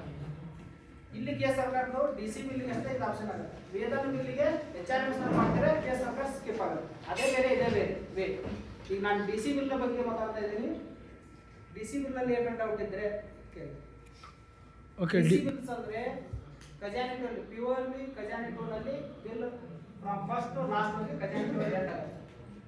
ವೇತನ ಬಿಲ್ಲು HRMS ಇಂದ ಮೂವ್ ಆಗಿ ಖಜಾನೆ ಟೋಲ್ನಲ್ಲಿ ಎಂಡ್ ಆಗುತ್ತೆ. ಅರ್ಥ ಆಯ್ತಾ? ಅದಕ್ಕೆ OM ಇಲ್ಲ. ಓನ್ಲಿ DC ಬಿಲ್ಗೆ ಅಷ್ಟೇ OM ಬರುತ್ತೆ. ಸರ್, ಈಗ ಕಾಂಟ್ರಾಕ್ಟರ್ ಅದನ್ ಸರ್, ಅವ್ನಿಗೆ 1 ಲ್ಯಾಕ್ ಅಥವಾ 2 ಲ್ಯಾಕ್ ಮ್ಯಾಲಿದು ಪೇಮೆಂಟ್ ಮಾಡೋದು ಇರ್ತೈತೆ ರೀ. ಅವ್ನು ನಮಗೇನೋ ಸರ್ವಿಸ್ ಕೊಟ್ಟಿದ್ದಾನೆ, ಏನೋ ರಿಪೇರಿ ಮಾಡಿ ಕೊಟ್ಟಿದ್ದಾನೆ, ಅದಕ್ಕೆ GST ಡಿಡಕ್ಷನ್ ಮಾಡ್ಕೋಬೇಕಲ್ಲ? GST ಅದೇ ಸರ್. GST ಇಲ್ಲಿ ರಿಡಕ್ಷನ್ ಅಲ್ಲಿ ಹೋಗಿ ನಾನು ಇನ್ಕಮ್ ಟ್ಯಾಕ್ಸ್ ತಗೊಂಡೆಲ್ಲ ಡೆಪಾಸಿಟ್ ಇದೆ. ಇಲ್ಲಿ ನೋಡಿ ಡಿಪಾಸಿಟ್ DDR ಅಂತ ಸೆಲೆಕ್ಟ್ ಮಾಡ್ಕೋಬೇಕು. ಇಲ್ಲಿ ನಿಮ್ಮ ಡಿಪಾಸಿಟ್ DDR ಅಕೌಂಟ್ ನಂಬರ್ ಹಾಕಬೇಕು. ನಿಮ್ಮ office deposit DDR account number ಏನು ಕಾಣುತ್ತೆ ನಿಮಗೆ? ಕೆ ಸರ್ಕಾರದಲ್ಲಿ ಡ್ರಾಫ್ಟ್ ಬಿಲ್ ಮಾಡ್ತಿರ್ತಾರಲ್ಲ, deposit DDR draft bill create ಮಾಡೋದ್ರೆ ಅಲ್ಲಿ ಬಂದಿರುತ್ತೆ. ಅದು ಯಾವ ರೀತಿ ಬಂದಿರುತ್ತೆ ನೋಡಿ. ಈಗ ನೋಡಿ, ನಾನು ಡಿಪಾರ್ಟ್ಮೆಂಟ್ ಅಂತ ಹಾಕಿದ್ದೀನಿ. ಈ ಡಿಪಾಸಿಟ್ ಇದನ್ನು ತಗೊಂಡಾಗ ಇಲ್ಲಿ ನಿಮ್ಗೆ ಒಂದು ಕನ್ಫರ್ಮೇಶನ್ ಕೇಳುತ್ತೆ. ನಿಮ್ಮದೇ office deposit DDR account number ನಿಮ್ದಾಗಿದ್ರೆ ಕನ್ಫರ್ಮ್ ಮಾಡಿ, ಇಲ್ಲಕಂದ್ರೆ ಚೇಂಜ್ ಮಾಡ್ಕೊಳ್ಳಿ ಅಂತ. ನಿಮ್ದಾಗಿದ್ರೆ ಕೆಳಗಡೆ ಕನ್ಫರ್ಮ್ ಅಂತ ಇರುತ್ತೆ. ಇಲ್ಲಿ ನೋಡಿ, ಕನ್ಫರ್ಮ್ ಅಂತ ನಿಮ್ಮದೇ ಆಗಿದ್ರೆ ಕನ್ಫರ್ಮ್ ಅಂತ ಓದಬೇಕು. ಅದಕ್ಕೆ ನೀವು 2% ಕ್ಯಾಲ್ಕುಲೇಷನ್ ಮಾಡಿ ಹಾಕಬೇಕು. ಬಂದ್ಮೇಲೆ ನಿಮ್ಗೆ ಅಂತಂದ್ರೆ ಯಾವ್ದಾರ ಒಂದು ಡಿಜಿಟ್ ಮಿಸ್ಮ್ಯಾಚ್ ಮಾಡಿರ್ತೀರ ಅದನ್ನು ನೀವು ಹಾಕೋಬೇಕು. ಓಕೆ ಸರ್, ಇದು DTR ನಂಬರ್ ಜನ್ರೇಷನ್ ಯಾವಾಗ ಆಗುತ್ತೆ ಅಂದ್ರೆ ರೀ, ಅಂದರೆ ಮೀನ್ಸ್ ಫಿಕ್ಸ್ ಒಂದೇ ಇರ್ತಿತ್ತು ಅಥವಾ ಟ್ಯಾನ್ ನಂಬರ್ ಮ್ಯಾಗ ಇರ್ತೈತೆ ರೀ? ಟ್ಯಾನ್ ನಂಬರ್ ಮ್ಯಾಗ ಇರ್ತೈತಲ್ಲ ರೀ ಅದು? ಹಾಂ, ನಿಮ್ಮ ಟ್ಯಾನ್ ನಂಬರ್ ಲಿಂಕ್ ಇರ್ತದೆ. ಅದೇ ರೀ, ಟ್ಯಾನ್ ನಂಬರ್ ಮ್ಯಾಗ ಇವರು K2 ಖಜಾನೆದವ್ರು, ಟ್ರೆಜರಿದವ್ರು ನಮ್ಗೆ DTR ನಂಬರ್ ರೆಡಿ ಮಾಡಿ ಕೊಟ್ಟಿರ್ತಾರೋ ಅಥವಾ ನಾವು ಟ್ಯಾನ್ ನಂಬರ್ನಾಗ ಅದನ್ನ ಜನ್ರೇಟ್ ಮಾಡಬೇಕಾಗುತ್ತೋ? ಆಲ್ರೆಡಿ ಜನರೇಟೆಡ್ ಸರ್, ನೀವೇನು ಮಾಡೋದಿಲ್ಲ, ಓನ್ಲಿ ಸೆಲೆಕ್ಟ್ ಮಾಡೋದು. ಓಕೆ, ನಮ್ಮದು ಡಿಫಾಲ್ಟ್ ಆಗಿ DTR ನಂಬರ್ ಒಂದೇ ಇರುತ್ತೆ ನಮ್ಮ ಆಫೀಸಲ್ಲಿ, ನಾವು ಎಂಟ್ರಿ ಮಾಡೋದು. ಮತ್ತು ಆ ಬೆನಿಫಿಷರಿದು ಆ ರೆಸಿಪಿಯೆಂಟ್ ಐ ಡಿ ಅಷ್ಟೇ. ಮತ್ತು ಆ ರೆಸಿಪಿಯೆಂಟ್ ಐ ಡಿ ನಾವು ಕ್ರಿಯೇಟ್ ಮಾಡುವಾಗ ಒಂದೆಲ್ಲ ಡೀಟೇಲ್ಸ್ ಹಾಕಿರ್ತೀವಿ. ನೀವು ಕ್ರಿಯೇಟ್ ಮಾಡ್ಬೇಕಂದ್ರೆ ಇದು ಡಿಪಾಸಿಟ್ ಅಕೌಂಟ್ ನಂಬರ್ ಎದಕ್ಕಂದ್ರೆ ಫಸ್ಟ್ 2% ಈ ಅಕೌಂಟಿಗೆ ಜಮಾ ಆಗುತ್ತೆ ನಿಮಗೆ. ಇದರಿಂದ ನೀವು ಆ ನಂತರ GST ಮಾಡಿ ಟ್ರಾನ್ಸ್ಪೋರ್ಟ್ GST ಗೊತ್ತಾಯ್ತಾರೆ. ಆ ನಂತರ ಕಮರ್ಷಿಯಲ್ ಟ್ಯಾಕ್ಸ್ ಆಫೀಸಿಗೆ ಹೋಗುತ್ತೆ ಅದು ಅಮೌಂಟು. ಆ ನಂತರ ಅದನ್ನ ಏನು ಮಾಡ್ತಾರೆ, ಬೆನಿಫಿಷರಿ ಫೈಲಿಂಗ್ ಮಾಡೋದನ್ನ ಆ ಅಮೌಂಟನ್ನು ರಿಕವರ್ ಮಾಡ್ತಾರೆ ಅಷ್ಟೇ. ಇದು ನಿಮ್ಗೆ deposit account direct GST account ನಂಬರ್ಗೆ ಹಾಕೋಬಾರ್ದು ಇಲ್ಲಿ ನಿಮಗೆ. ಅದಕ್ಕೋಸ್ಕರ ನಿಮ್ಗೆ ಡಿಪಾಸಿಟ್ DTR ಅಕೌಂಟ್ ನಂಬರ್ಗೆ ಹಾಕೋಬೇಕು, ಫಸ್ಟ್ ಸ್ಟೋರ್ ಮಾಡಿ ಇಟ್ಕೋಬೇಕು. ಆ ನಂತರ ಎಡಿಷನಲ್ ಒಂದು ಬಿಲ್ ಮಾಡ್ತೀವಿ. ಅಡಿಷನಲ್ ಬಿಲ್ ಯಾಕೆ ಹೇಳ್ತಾರಂದ್ರೆ ಈ ಅಮೌಂಟ್ ಅನ್ನು ನೀವು ತೆಗೆದು ಮತ್ತೆ ಕಮರ್ಷಿಯಲ್ ಟ್ಯಾಕ್ಸ್ ಆಫೀಸ್ GSTಗೆ ಕನ್ವರ್ಟ್ ಮಾಡ್ಬೋದು. GSTಗೆ ನಾವು ಫೈಲ್ ರಿಟರ್ನ್ ಮಾಡೋದ್ಮೇಲೆ ನಾವು ರಿಕವರ್ ಮಾಡ್ತೀವಿ. ಫೈಲ್ ಅಲ್ಲಿ ಹಾಕೋದ್ ಮುಂದೆ ಅವಂದು GST ನಂಬರ್ ಎಂಟ್ರ್ ಮಾಡಬೇಕಾಗುತ್ತೆ. ನಾವು ಮಾಡ್ಕೋತಾನೆ ನೀವು ಮತ್ತೆ ಕಮರ್ಷಿಯಲ್ ಟ್ಯಾಕ್ಸ್ ಆಫೀಸ್ ಅದು ಲೋನ್ ಬೇರೆ, ಅದು A to C A to B ಅಂತ ಇರುತ್ತೆ. ಓಕೆ, ಇದು DC ಬಿಲ್ ಕ್ರಿಯೇಟ್ ಮಾಡೋದು ಗೊತ್ತಾಯ್ತು.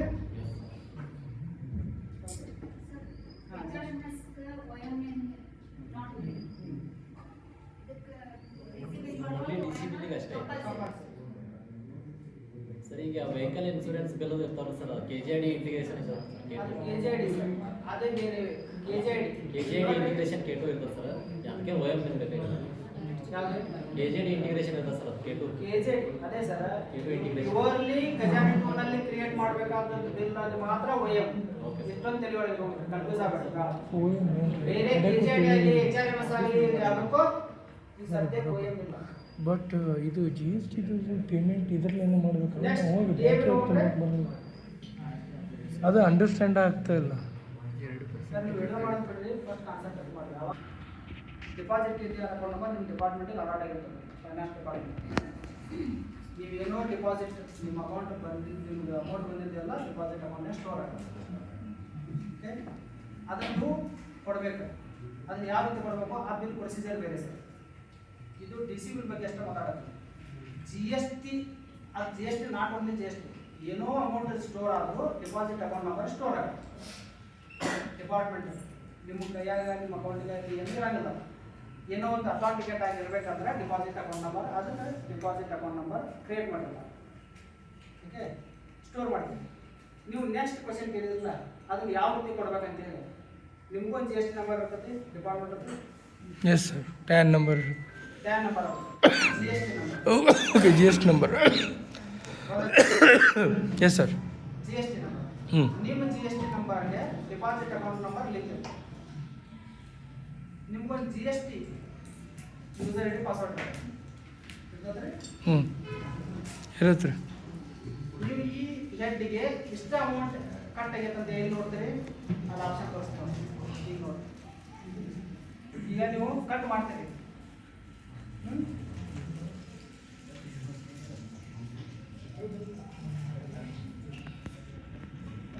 ಎವ್ರಿ ಮಂತ್ ರೀಕನ್ಸಿಲೇಷನ್ ಮಾಡಬೇಕು.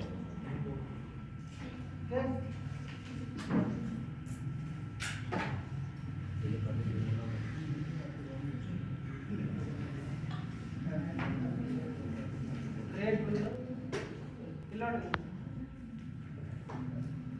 ಡಿಪಾಸಿಟ್ ಟ್ರಾನ್ಸಾಕ್ಷನ್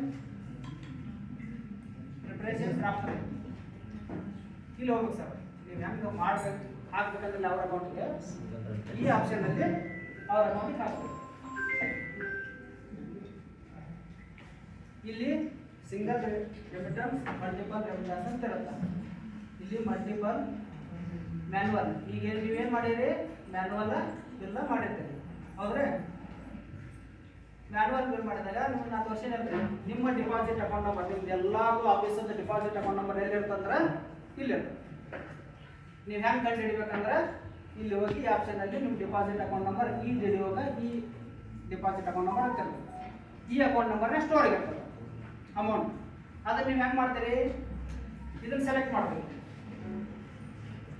ಸೆಲೆಕ್ಟ್ ಮಾಡಿದಾಗ ರೀಕನ್ಸಿಲೇಷನ್ ಆಗಿಲ್ಲ ಇನ್ನು ರೀಕನ್ಸಿಲೇಷನ್ ಆದರೆ ಇಲ್ಲಿ ಹೆಡ್ ಆಫ್ ಅಕೌಂಟು ಮತ್ತು ಇಲಾಖೆ ಡಿ ಕೋಡ್ ಸೆಲೆಕ್ಟ್ ಮಾಡೋದು ಒಂದು 3 ಟ್ಯಾಬ್ ಹೈಲೈಟ್ ಹಾಕೋ ಹೈಲೈಟ್ ಆದ್ರಿಂದ ಯಾವ ಹೆಡ್ಡಿಗೆ ನೀವು ಡಿಡಕ್ಷನ್ ಮಾಡಿರ್ತಿರಲ್ಲ ಆ ಹೆಡ್ ಸೆಲೆಕ್ಟ್ ಮಾಡಿದ್ರೆ ಇಲ್ಲಿ ಅಮೌಂಟ್ ಬರ್ತದೆ ರೀಕನ್ಸಿಲೇಷನ್ಯಾಗ ಗೊತ್ತಾಗುತ್ತೆ ರೀಕನ್ಸಿಲೇಷನ್ಯಾಗ ಏನು ಗೊತ್ತಾಗತ್ತಂದ್ರೆ ರೀಕನ್ಸಿಲೇಷನ್ ಮಾಡ್ಬೇಕಂದ್ರೆ ಮತ್ತೆ 2 ರೋಲ್ ಹಾಕ್ಬೇಕು ಡಿಪಾಸಿಟ್ ಅಡ್ಮಿನಿಸ್ಟ್ರೇಟಿವ್ ಡಿಪಾಸಿಟ್ ಸೂಪರಿಂಟೆಂಡೆಂಟ್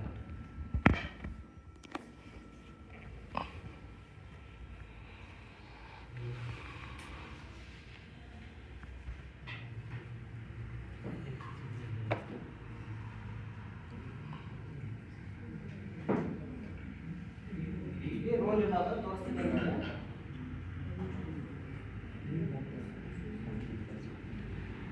ಆ ರೋಲಲ್ಲಿ ಇವಾಗ ರೀಕನ್ಸಿಲೇಷನ್ನಾಗ ಯಾವ ವ್ಯಕ್ತಿಗೆ ಎಷ್ಟು ಅಮೌಂಟ್ ಕಟ್ ಆಗೈತೆ ಅಂತೇಳಿ ಆ ಅಮೌಂಟ್ ತೋರಿಸುತ್ತೆ ಆ ಅಮೌಂಟಲ್ಲಿ ನೀವು GST ಲಾಗಿನ್ ಅನ್ನ ಮಾಡಿ ಚಲನ್ ಕ್ರಿಯೇಟ್ ಮಾಡಿ ಗೊತ್ತಾಯ್ತು ಎಸ್ ಸರ್ ಚಲನ್ ಕ್ರಿಯೇಟ್ ಮಾಡಿದ ನಂತರ ಅದ್ರಲ್ಲಿ CPIN ನಂಬರ್ ಅಂತ ಜನರೇಟ್ ಆಗುತ್ತೆ ಮೇಲ್ಗಡೆ ಅದನ್ನ ತಂದು ಆಗ ರೆಸಿಪೆಂಟ್ ಐ ಡಿ ಲಿಸ್ಟ್ನಾಗ ತೋರಿಸಿದ್ರೆ Yes, sir. ಅಲ್ಲಿ ರೆಸಿಪೆಂಟ್ ಐ ಡಿ ಕ್ರಿಯೇಟ್ ಮಾಡೋದು CPIN ನಂಬರ್ ಅಕೌಂಟ್ ನಂಬರ್ ಜಾಗದಾಗ CPIN ನಂಬರ್ ಅನ್ನ ಹಾಕಬೇಕು CPIN ಹಾಕಿದ್ರೆ ಆಟೋಮೆಟಿಕ್ ತೊಗೊಂಡ್ಬಿಡ್ತೈತ್ರಿ ಅದು ಇಲ್ಲ ಅಲ್ಲಿ ನೀವು ಬ್ಯಾಂಕ್ ಅಕೌಂಟ್ ನಂಬರು GST ಲಾಗಿನ್ದಾಗ ಏನು ಸೆಲೆಕ್ಟ್ ಮಾಡ್ತಿರಲ್ಲ RBI GST IPC ಕೋಡು ಆದ IPC ಕೋಡ್ ಇಲ್ಲಿ ಇರುತ್ತದೆ ಇಲ್ಲಿ ತೋರಿಸ್ತೀನಿ ರೆಸಿಪೆಂಟ್ ಐ ಡಿ ಕ್ರಿಯೇಟ್ ಮಾಡಿ ಅದು ಅಕೌಂಟ್ ನಂಬರ್ ಜಾಗದಾಗ ಮಾತ್ರ CPIN ನಂಬರ್ ಹಾಕಬೇಕು ಗೊತ್ತಾಯ್ತು ಬ್ಯಾಂಕ್ RBI ಸೆಲೆಕ್ಟ್ ಮಾಡಬೇಕು ಹಾಂ GST ರಿಫಂಡ್ ಅಂತ IPC ಕೋಡ್ ಇರುತ್ತೆ ಅದನ್ನ ಬ್ಯಾಂಕ್ ಸೆಲೆಕ್ಟ್ ಮಾಡಿ IPC ಡಿಫಾಲ್ಟ್ ಇರುತ್ತೆ ಅದು ಡಿಫಾಲ್ಟ್ ಇರುತ್ತೆ ಹಾಂ ರೆಸಿಪೆಂಟ್ ಕ್ರಿಯೇಟ್ ಮಾಡ್ಬೇಕು ಹಾಂ ಸರ್ ಹೇಳಿ ಸೇಮ್ ರೆಸಿಪೆಂಟ್ ಕ್ರಿಯೇಟ್ ಮಾಡಬೇಕು ಎವ್ರಿ ಟೈಮ್ ನೀವು ಏನು GST ಬಿಲ್ ಮಾಡ್ತಿರ್ತೀರಲ್ಲ ಪ್ರತಿ ಒಂದಕ್ಕೂ ನೀವು ರೆಸಿಪೆಂಟ್ ಐ ಡಿ ಕ್ರಿಯೇಟ್ ಮಾಡಬೇಕು ಹಿಂದೆ ಮಾಡಿದ್ದ ರೆಸಿಪೆಂಟ್ ಐ ಡಿ ಇದಕ್ಕೆ ನಡೆಯಲ್ಲ ಹ್ಞೂ ಇದೊಂದು ನೆಕ್ಸ್ಟ್ ಸಬ್ಮಿಟ್ ಆಯಿತು ಅಪ್ರೂವ್ ಮಾಡಬೇಕು ಅಪ್ರೂವ್ ಮಾಡಿಕೊಂಡು ಈ ಆಪ್ಷನ್ ಬರೋದು ಡಿಪಾಸಿಟ್ ಇದರಲ್ಲಿ ಹೋಗಿ ಪ್ರಿಪರೇಷನ್ಸ್ ಪ್ರಾಪ್ತದಲ್ಲಿ ಇಲ್ಲಿ ಸೆಲೆಕ್ಟ್ ಮಾಡಿದರೆ ಏನಾಗುತ್ತೆ ಇಲ್ಲಿ 2-3 ಟ್ಯಾಬ್ ಓಪನ್ ಆಗುತ್ತೆ ವಿಡಿಯೋ ಕಾರ್ಡ್ ಸೆಲೆಕ್ಟ್ ಮಾಡ್ಕೋಬೇಕು ಹೆಡ್ ಆಫ್ ಅಕೌಂಟ್ ಸೆಲೆಕ್ಟ್ ಮಾಡ್ಕೋಬೇಕು ಆ ನಂತರ ಇಲ್ಲಿ ಇರುತ್ತೆ ಕ್ಲೇಮ್ ಟೈಪಲ್ಲಿ GST ರಿಫಂಡ್ ಅಂತ ಇರುತ್ತೆ ಸೆಲೆಕ್ಟ್ ಮಾಡ್ಕೋಬೇಕು balance reason of GST refund bill ಅಂತ ಹಾಕಿ ಕೆಳಗಡೆ ರೆಸಿಪೆಂಟ್ ನೇಮನ್ನು ಸೆಲೆಕ್ಟ್ ಮಾಡ್ಕೋಬೇಕು ನೀವು ಎಷ್ಟು ಮಂದಿ GST ಡಿಡಕ್ಷನ್ ಮಾಡಿರ್ತಿಲ್ಲ ಅಷ್ಟು ಲಿಸ್ಟ್ DC ಬಿಲ್ ಡೀಟೇಲ್ಸ್ ಒಂದು ಫಾರ್ಮ್ಯಾಟ್ ಮಾಡ್ತಾರೆ ಅದರೊಳಗೆ ನೀವು ಬಂದು ಆ ನಂತರ ನೀವು ಟ್ರೆಜರಿ ಕೊಟ್ಟರೆ ಆಟೋಮೆಟಿಕ್ ಅದು commercial tax office GST account ಹೋಗುತ್ತೆ GST ಅಕೌಂಟ್ದಾಗಿಂದ ಅವ್ರು ಫೈಲಿಂಗ್ ಮಾಡ್ತಿರ್ತಾರಲ್ಲ ಬೆನಿಫಿಷಿಯರಿ ಅವ್ರು ಫೈಲಿಂಗ್ ಮಾಡೋದ್ನಾಗ ಹೈಲೈಟ್ ಆಗಿರ್ತದೆ ಅವರು ಈ ಡಿಪಾರ್ಟ್ಮೆಂಟಿಂದ ನಿಮ್ಗೆ ಇಷ್ಟು ಅಮೌಂಟ್ ಕಳಿಸಿದಾರ ಅದು ನಿಮ್ಮದೇ ಇದ್ರೆ ಅಕ್ಸೆಪ್ಟ್ ಮಾಡಿರಿ ಇಲ್ಲಾಂದ್ರೆ ರಿಜೆಕ್ಟ್ ಮಾಡಿರಿ ಅಂತ ಅವ್ರು ಯಾವುದಾಗಿತ್ತಂದ್ರೆ ಅಕ್ಸೆಪ್ಟ್ ಮಾಡ್ತಾರೆ ಇಲ್ಲಿಂದ ರಿಜೆಕ್ಟ್ ಮಾಡಿದ್ರೆ ವಾಪಸ್ ಎಲ್ಲಿ ಬರ್ತಾರೆ ನಿಮ್ಮ GST ಅಕೌಂಟ್ನಲ್ಲಿ ಉಳಿಯುತ್ತವೆ ಸರ್ ಆಮೇಲೆ ಅವ್ರಿಗೆ ನಾವು IT ಅಥವಾ GST ಡಿಡಕ್ಟ್ ಮಾಡಿದ್ದಕ್ಕೆ ನಾವು ಡಿಡಕ್ಷನ್ ಸರ್ಟಿಫಿಕೇಟ್ ಒಂದು ಕೊಡಬೇಕಲ್ರಿ ಅವ್ರಿಗೆ GST ಅದು ನೀವು 3B ಮಾಡಬೇಕು ಹಾಂ 3B ಹಾಂ 3B ಮಾಡ್ತೀವಿ ಫೈನಲ್ ಅದು ಮಾಡಿ ನೀವು ತಗೊಂಡ್ರೆ ಅವ್ರಿಗೆ ಆಟೋಮೆಟಿಕ್ ಹೋಗುತ್ತೆ ನೀವೇ ಕೊಡೋದಲ್ಲ IT ಫಾರ್ಮ್ ನಂಬರ್ 16 ಬೇರೆ ಸರ್ IT ಫಾರ್ಮ್ ನಂಬರ್ 16 ಖಜಾನೆ 2 ಮೇಲೆ ಬರೋಲ್ಲ ಎಸ್ ಸರ್ ಅದು ಬೇರೆ ಡಿಪಾರ್ಟ್ಮೆಂಟ್ ವರ್ಕ್ ಮಾಡೋದು ನೀವು ಡಿಡಕ್ಟ್ ಮಾಡಿದ್ದು ಅದು CA ದವ್ರು ಮಾಡಿ IT ರಿಟರ್ನ್ ಮಾಡಿ ನಿಮ್ಗೆ ಎಂಪ್ಲಾಯಿ ಡಿಡಕ್ಷನ್ ಅಥವಾ ಸಪ್ಲೈ ಸರ್ವಿಸ್ ಮಾಡಿರ್ತಿರೋ ನೀವು ಅವ್ರ ಪ್ಯಾನ್ ಕಾರ್ಡ್ ಕಲೆಕ್ಟ್ ಮಾಡಿ IT ಇನ್ಕಮ್ ಟ್ಯಾಕ್ಸ್ ವೆಬ್ಸೈಟ್ ಬೇರೆ ಇದೆ ಅಲ್ಲಿ ಅಮೌಂಟ್ ಹಾಕಿ ಮ್ಯಾಚ್ ಮಾಡ್ತಾರೆ ಆ ಅಮೌಂಟಕ್ಕೆ ನೀವು ಕೊಟ್ಟದ್ದು ಪ್ಯಾನ್ ಕಾರ್ಡ್ ಈಗ ಮ್ಯಾಚ್ ಆದ್ರೆ ಮಾತ್ರ ಅಲ್ಲಿ ಮ್ಯಾಚ್ ಅಂತ ತೋರಿಸಿದ್ರೆ ಅದು ಅಮೌಂಟ್ ಅದು ಬೇರೆ ಬೇಕು ಅದು ಬೇರೆ ಆಯ್ತು ಬಿಡಿ ಸರ್ ನಾವು ಓನ್ಲಿ GSTಗೆ ITಗೆ ಲಿಂಕ್ ಮಾಡಬೇಕು ಎಸ್ ಸರ್ ಇದು DC ಬಿಲ್ನಲ್ಲಿ ನೀವು GST ಕಟ್ ಮಾಡಿರೋದು ರಿಫಂಡ್ ಯಾವ ರೀತಿ ಮಾಡೋದು ಅಂತ ಹೇಳಿಕೆ ಆಯ್ತದ ಯಾಕಂದ್ರೆ ಸರ್ ಆಗಲೇ ನೀವು IT ಸೆಲೆಕ್ಟ್ ಮಾಡಿದ್ರಲ್ಲ ಡಿಡಕ್ಟ್ ಆಗಿರುತ್ತಲ್ಲ ಬಿಲ್ನಾಗ ITನೂ ಕಟ್ ಮಾಡ್ತಾರೆ GSTನೂ ಕಟ್ ಮಾಡ್ತಾರೆ IT ರಿಟರ್ನ್ ಬಿಲ್ ಮಾಡಂಗಿಲ್ಲ GSTದು ರಿಟರ್ನ್ ಬಿಲ್ ಮಾಡ್ತಾರೆ ಎಸ್ ಸರ್ ಕ್ಲಿಯರ್ ಕ್ಲಿಯರ್ ಆದ್ರೆ ಹ್ಞೂ ಏನಂತ ಹೇಳಿದ್ರು ನಾ ಕೆಲ್ಸಕ್ಕೆ ಬಂದಂದ್ರೆ ಎಸ್ ನೀವು 10 ಸಲ ಕೇಳಿದ್ರು ಬೇಜಾರಾಗಲ್ಲ ಬಟ್ ಪ್ಯಾನಿಕ್ ಆಗಬೇಡಿ ನಾನು ಇಲ್ಲಿ ಟ್ರೈನಿಯರ್ ಆಗಿ ಬಂದೇನಂದ್ರೆ ನಿಮ್ಗೆ ತಿಳಿಬೇಕು ನಿಮ್ಮ ಅಂತ ಯಾರಿಗಾರ ಡೌಟ್ ಇದ್ರೆ ಕ್ಲಿಯರ್ ಮಾಡ್ಕೊಳ್ಳಿ ಪ್ಲೀಸ್ ಯಾರು ಸುಮ್ಮನೆ ಹೋಗ್ಬೇಡ್ರಿ, ತಿಳ್ಕೊಂಡು ಹೋಗ್ರಿ. ನೆಕ್ಸ್ಟ್ ಟೇಬಲಿಗೆ ಒ ಎಮ್ ಕ್ರಿಯೇಟ್ ಮಾಡೋದು. ಟೇಬಲಿಗೆ ಒ ಎಮ್ ಹೆಂಗೆ ಕ್ರಿಯೇಟ್ ಮಾಡಿದ್ರಿ, ಮೊದಲು ಹೆಂಗೆ ಡೈರೆಕ್ಟ್ ಬಿಲ್ ಆಗ್ತಿತ್ತು, ಅದೇನು ಬರ್ತದೆ ಆ ಅಮೌಂಟನ್ನ ಹೆಂಗೆ ಒಂದು ಆದೇಶ ಹಾಕೊಟ್ಟಿದ್ರಿ, ಆಮೇಲೆ ಆದೇಶ ಹಾಕೋತಿದ್ರಿ, ಬಿಲ್ ಟ್ರೆಜರಿ ಸಬ್ಮಿಟ್ ಮಾಡ್ತಿದ್ರಿ. ಬಟ್ ಈಗ ಹೆಂಗಾಗೈತಿ, ಟಿ ಎ ಬಿಲ್ಲಿಗೆ ಅಮೌಂಟೇ ಗೊತ್ತಿರಂಗಿಲ್ಲ. ಈಗ ಸದ್ಯಕ್ಕೆ ಒ ಎಮ್ ಆಗಾಗ ಅದನ್ನ ಹೆಂಗೆ ಕ್ಯಾಲ್ಕುಲೇಷನ್ ಮಾಡೋದು? ಒಂದೇದು ಯಾವ ಕ್ಯಾಟಗರಿಗೆ ಎಷ್ಟು ಡಿ ಎ ಐತೆ ಅನ್ನೋದು ನಮ್ಗೆ ಗೊತ್ತಿರಬೇಕು. ಯಾವ ಏರಿಯಾಕ್ಕೆ ಹೋದ್ರೆ ಎಷ್ಟು ಡಿ ಎ ಬರ್ತತಿ. ಇಲ್ಲಿಂದ ಚಿಕ್ಕೋಡಿ ಹೋದ್ರೆ ಎಷ್ಟು ಡಿ ಎ ಬರ್ತತಿ, ಇಲ್ಲಿಂದ ಧಾರವಾಡ ಹೋದ್ರೆ ಎಷ್ಟು ಡಿ ಎ ಬರ್ತತಿ, ಬೆಂಗಳೂರಿಗೆ ಹೋದ್ರೆ ಎಷ್ಟು ಡಿ ಎ ಬರ್ತತಿ, 1 ಡೇ ಹೋದ್ರೆ ಎಷ್ಟು ಡಿ ಎ ಬರ್ತತಿ, 1.5 ಡೇ ಹೋದ್ರೆ ಎಷ್ಟು ಡಿ ಎ ಬರ್ತತಿ, ಎಷ್ಟು ಅವರ್ ಆದ ನಂತರ ಹಾಫ್ ಡೇ ಕೊಡಬೇಕು, ಎಷ್ಟು ಅವರ್ ಆದ ನಂತರ ಫುಲ್ ಡೇ ಕೊಡಬೇಕು, ನಿಮಗೆ ಗೊತ್ತಿರಬೇಕು. ಆ ನಂತರ ನಿಮ್ಮದು ಅಮೌಂಟ್ ಕ್ಯಾಲ್ಕುಲೇಷನ್ ಆಗುತ್ತೆ. ಅದರ ಪ್ರಕಾರ ಈ ಅಮೌಂಟ್ ಮ್ಯಾಚ್ ಆಗುತ್ತೆ. ಒಂದು ವೇಳೆ ನೀವು ಒಂದು ಸಿಂಗಲ್ ರುಪೀನು ಹೆಚ್ಚು ಕಮ್ಮಿ ಮಾಡಿದ್ರು ನಿಮ್ಗೆ ಒ ಎಮ್ ಮ್ಯಾಚ್ ಆಗುತ್ತೆ. ಟೇಬಲ್ ಈಗ ಟೇಬಲ್ ಈಗ ಕ್ರಿಯೇಟ್ ಮಾಡಿದ್ರೆ CTS 2 ಆಗತ್ತಾರೆ table table table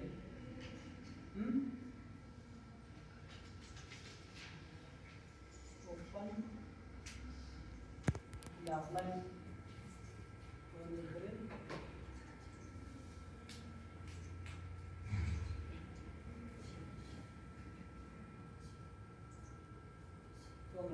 without O M open ಆಗಲ್ಲ.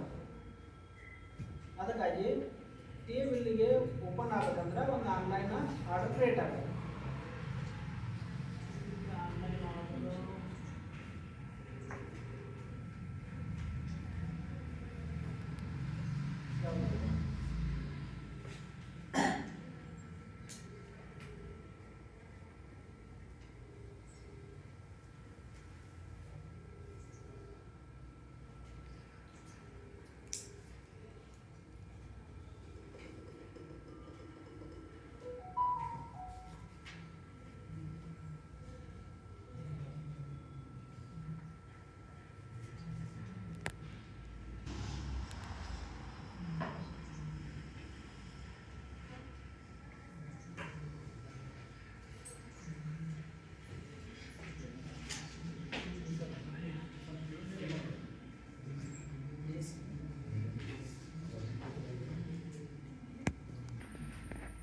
ಈಗ ಫುಲ್ ಡೇಗೆ 12 ಅವರ್ಸ್ ಮೇಲ್ಗಡೆ, ಹಾಫ್ ಡೇಗೆ 6 ಅವರ್ಸ್ ಮೇಲ್ಗಡೆ ಕೆಲವೊಂದು ಕ್ವೆಶ್ಚನ್ಸ್ ಇದ್ರೆ ನೀವು ಟೇಬಲ್ ಅನ್ನು ಕೊಡಬಹುದು.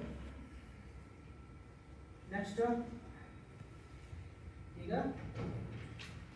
ಡಿಸ್ಟಿಕ್ನಲ್ಲೇ ಹೋದ್ರೆ ಎಷ್ಟು ಡಿ ಆಗುತ್ತೆ ನಿಮ್ದು ಕೇಟರ್ ಯಾವಾಗ ಕೇಟರ್ ಗ್ರೂಪ್ ಸಿ ಇದ್ರೆ ಎಷ್ಟು ಡಿ ಎ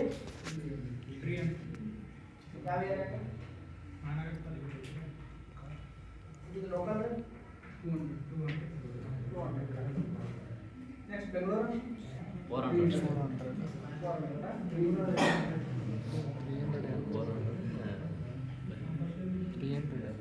ಈಗ ಡಿ ಎ ಎಲ್ಲ ಕ್ಯಾಲ್ಕುಲೇಷನ್ ಇದ್ರೆ ಈಗ ನೀವು ಬೆಂಗಳೂರಿಗೆ ಹೋಗ್ತೀರಿ, ಇವತ್ತು ನೈಟ್ ನಾಳೆ ಕೆಲಸ ಮುಗಿಸ್ತೀರಿ,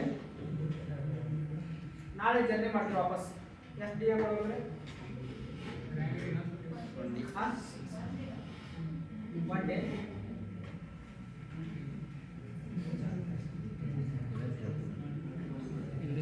ಈಗ 12 ಅವರ್ಸ್ ಮ್ಯಾಗ 1 ಡೇ ಅಪ್ ಟು ಎಲ್ಲಿವರೆಗೆ 24 hours. 24 hour 1 day. ಒಂದು ಇವತ್ತು ನೈಟ್ ಹೋಗಿರ್ತಾರೆ, ನಾಳೆ ಫುಲ್ ಡೇ ಇರ್ತಾರೆ, ಮಾಡೋದು ಮುಂಚೆ 1 ಡೇ ಎಕ್ಸಾಕ್ಟ್ ಇವತ್ತು ಯಾವ ಟೈಮ್ಗೆ ಹೋಗೋದು?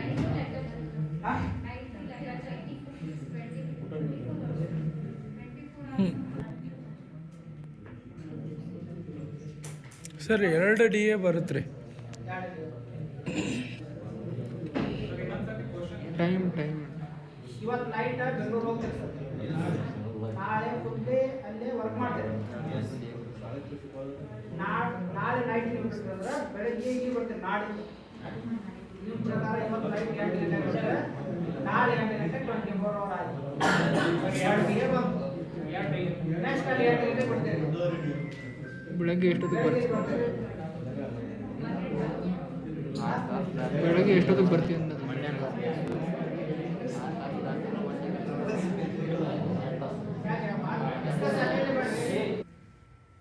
ಈಗ ನೀವು ಹೇಳಿ ಎಷ್ಟು ಕೊಡಬೇಕು? 1 ಡೇ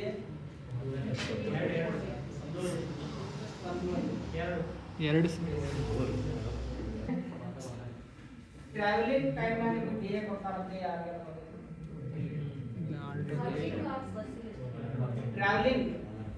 ಟ್ರಾವೆಲಿಂಗ್ ಡೇ ನಿಮಗೆ ಅಪ್ಲಿಕೇಬಲ್ ಆಗುತ್ತಾ? ಸ್ಟೇ ಆಗಿದ್ದು ಅಷ್ಟೇ ಆಯ್ತು. ಸ್ಟೇ ಆಗಿದ್ದು ಅಷ್ಟು. ಈಗ ನೀವು ಇಲ್ಲಿಂದ ಹೋಗ್ತೀರಿ, ಜರ್ನಿ ಪೀರಿಯಡ್, ಹೊಳ್ಳಿ ವಾಪಸ್ ಅಲ್ಲಿಂದ ಬರ್ತೀರಿ, ಜರ್ನಿ ಪೀರಿಯಡ್. ಸ್ಟೇ ಆಗಿದ್ರೆ ಅಷ್ಟೇ. ಜರ್ನಿದೊಳಗೆ ನಿಮ್ಗೆ ಡಿ ಎ ಅಪ್ಲಿಕೇಬಲ್ ಆದ್ರೆ ನೀವು ಹೇಳಿದ 1.5 ಡೇ ಕೊಡ್ಬೇಕು.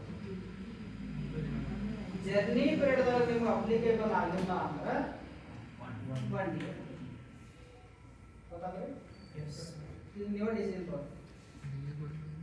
ಜರ್ನಿ ಪೀರಿಯಡ್ದೊಳಗೆ ನಿಮ್ಗೆ ಅಪ್ಲಿಕೇಬಲ್ ಆಗತ್ತೆ ಇಲ್ಲ.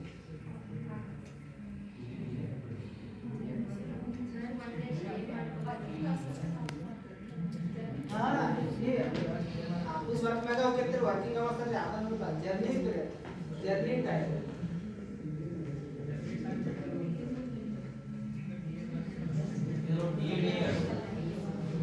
ಡಿ ಅಂದ್ರೆ ಕಂಪಲ್ಸರಿ. ನೀವು ಜರ್ನಿ ಅಂದ್ರೆ ಅವ್ರಿಗೆ ನೀವು ಟಿಕೆಟ್ ತೆಗೆದ್ರೆ ಜರ್ನಿ ಇದ್ದಂಗೆ ಆದ್ರೆ ಟಿಕೆಟ್ ಅಂದ್ರೆ ಅಪ್ಲಿಕೇಬಲ್ ಆಗಿ ಆಗುತ್ತೆ. ಆ ಡಿ ಎ ಕಂಪಲ್ಸರಿ. ನೀವು ಡಿ ಎ ಅಂದ್ರೆ ಎಷ್ಟು ಬರುವಾಗ ಬರ್ತದೆ ಓನ್ಲಿ ಫಾರ್ ಡಿ ಎ. ಮತ್ತು ಇನ್ನೊಂದು, ನೀವು ಇಲ್ಲಿ ಟ್ರೈನಿಂಗ್ ಪೀರಿಯಡ್ ಬಂದಿರ್ತೀರಿ, ಇಷ್ಟೇ ಆಗ್ತದೆ, ನಿಮ್ಗೆ ಅಕಾಮಿಡೇಷನ್ ಇರ್ತದೆ. ಡೇ ಸಿಗ್ತದ?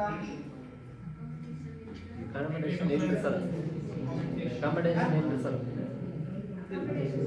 ಉಚಿತ ಊಟ ವಸತಿ ಇಲ್ರಿ ಸರ್. ಹಾಂ, ಅವಾಗ ಟಿ ಎ ಕೊಡಲ್ಲ, only for T A.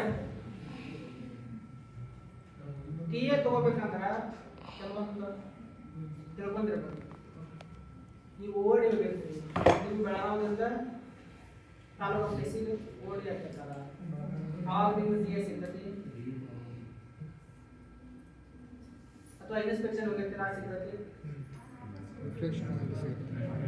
Permission ತಗೋಬೇಕು, ಸಿಗ್ತತಿ. ಪರ್ಮಿಷನ್ ಲೆಟರ್ ಬೇಕು. ನಾವು ಈ ತಾರೀಕಿನಿಂದ ಈ ತಾರೀಕಿಗೆ ನಾವು ಡೆಪ್ಯುಟೇಷನ್ ಹಾಕಿರ್ತೀವಿ, ಅದಕ್ಕಾಗಿ ನಾವು ಟಿ ಎ ಅಪ್ಲೈ ಮಾಡಾಕತ್ತೀವಿ ಅಂತೇಳಿ ಹೈಯರ್ ಅಥಾರಿಟಿಯಿಂದ ಪರ್ಮಿಷನ್ ಲೆಟರ್ ತೊಗೊಂಡ್ರೆ ನೀವು ಟಿ ಎ ಅಪ್ಲಿಕೇಬಲ್ ಮಾಡ್ಬೋದು.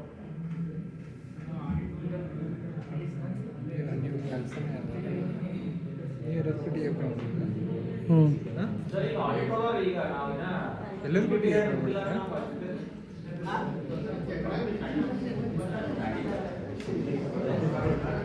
ಏನು ಸರ್, ನೀವು ಎಲ್ಲರಿಗೂ ಟಿ ಎ ಅಪ್ಲೈ ಮಾಡ್ತೀರಾ? ಇಲ್ಲ ನಾನು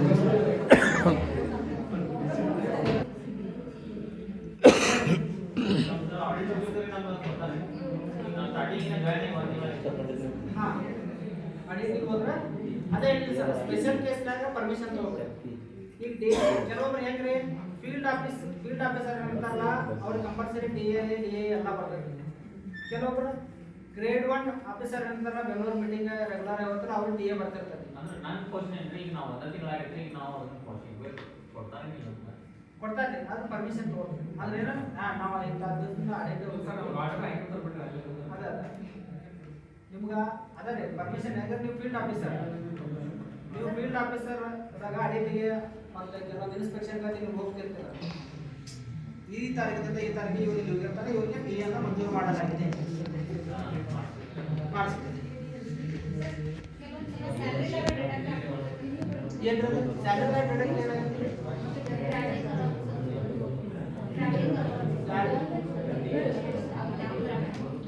ಈಗ ಅಡ್ವಾನ್ಸ್ ಟಿ ಎ ಬೇರೆ, ಟ್ರಾನ್ಸ್ಫರ್ ಟಿ ಎ ಬೇರೆ, ಅಲೌನ್ಸಸ್ ಟಿ ಎ ಬೇರೆ.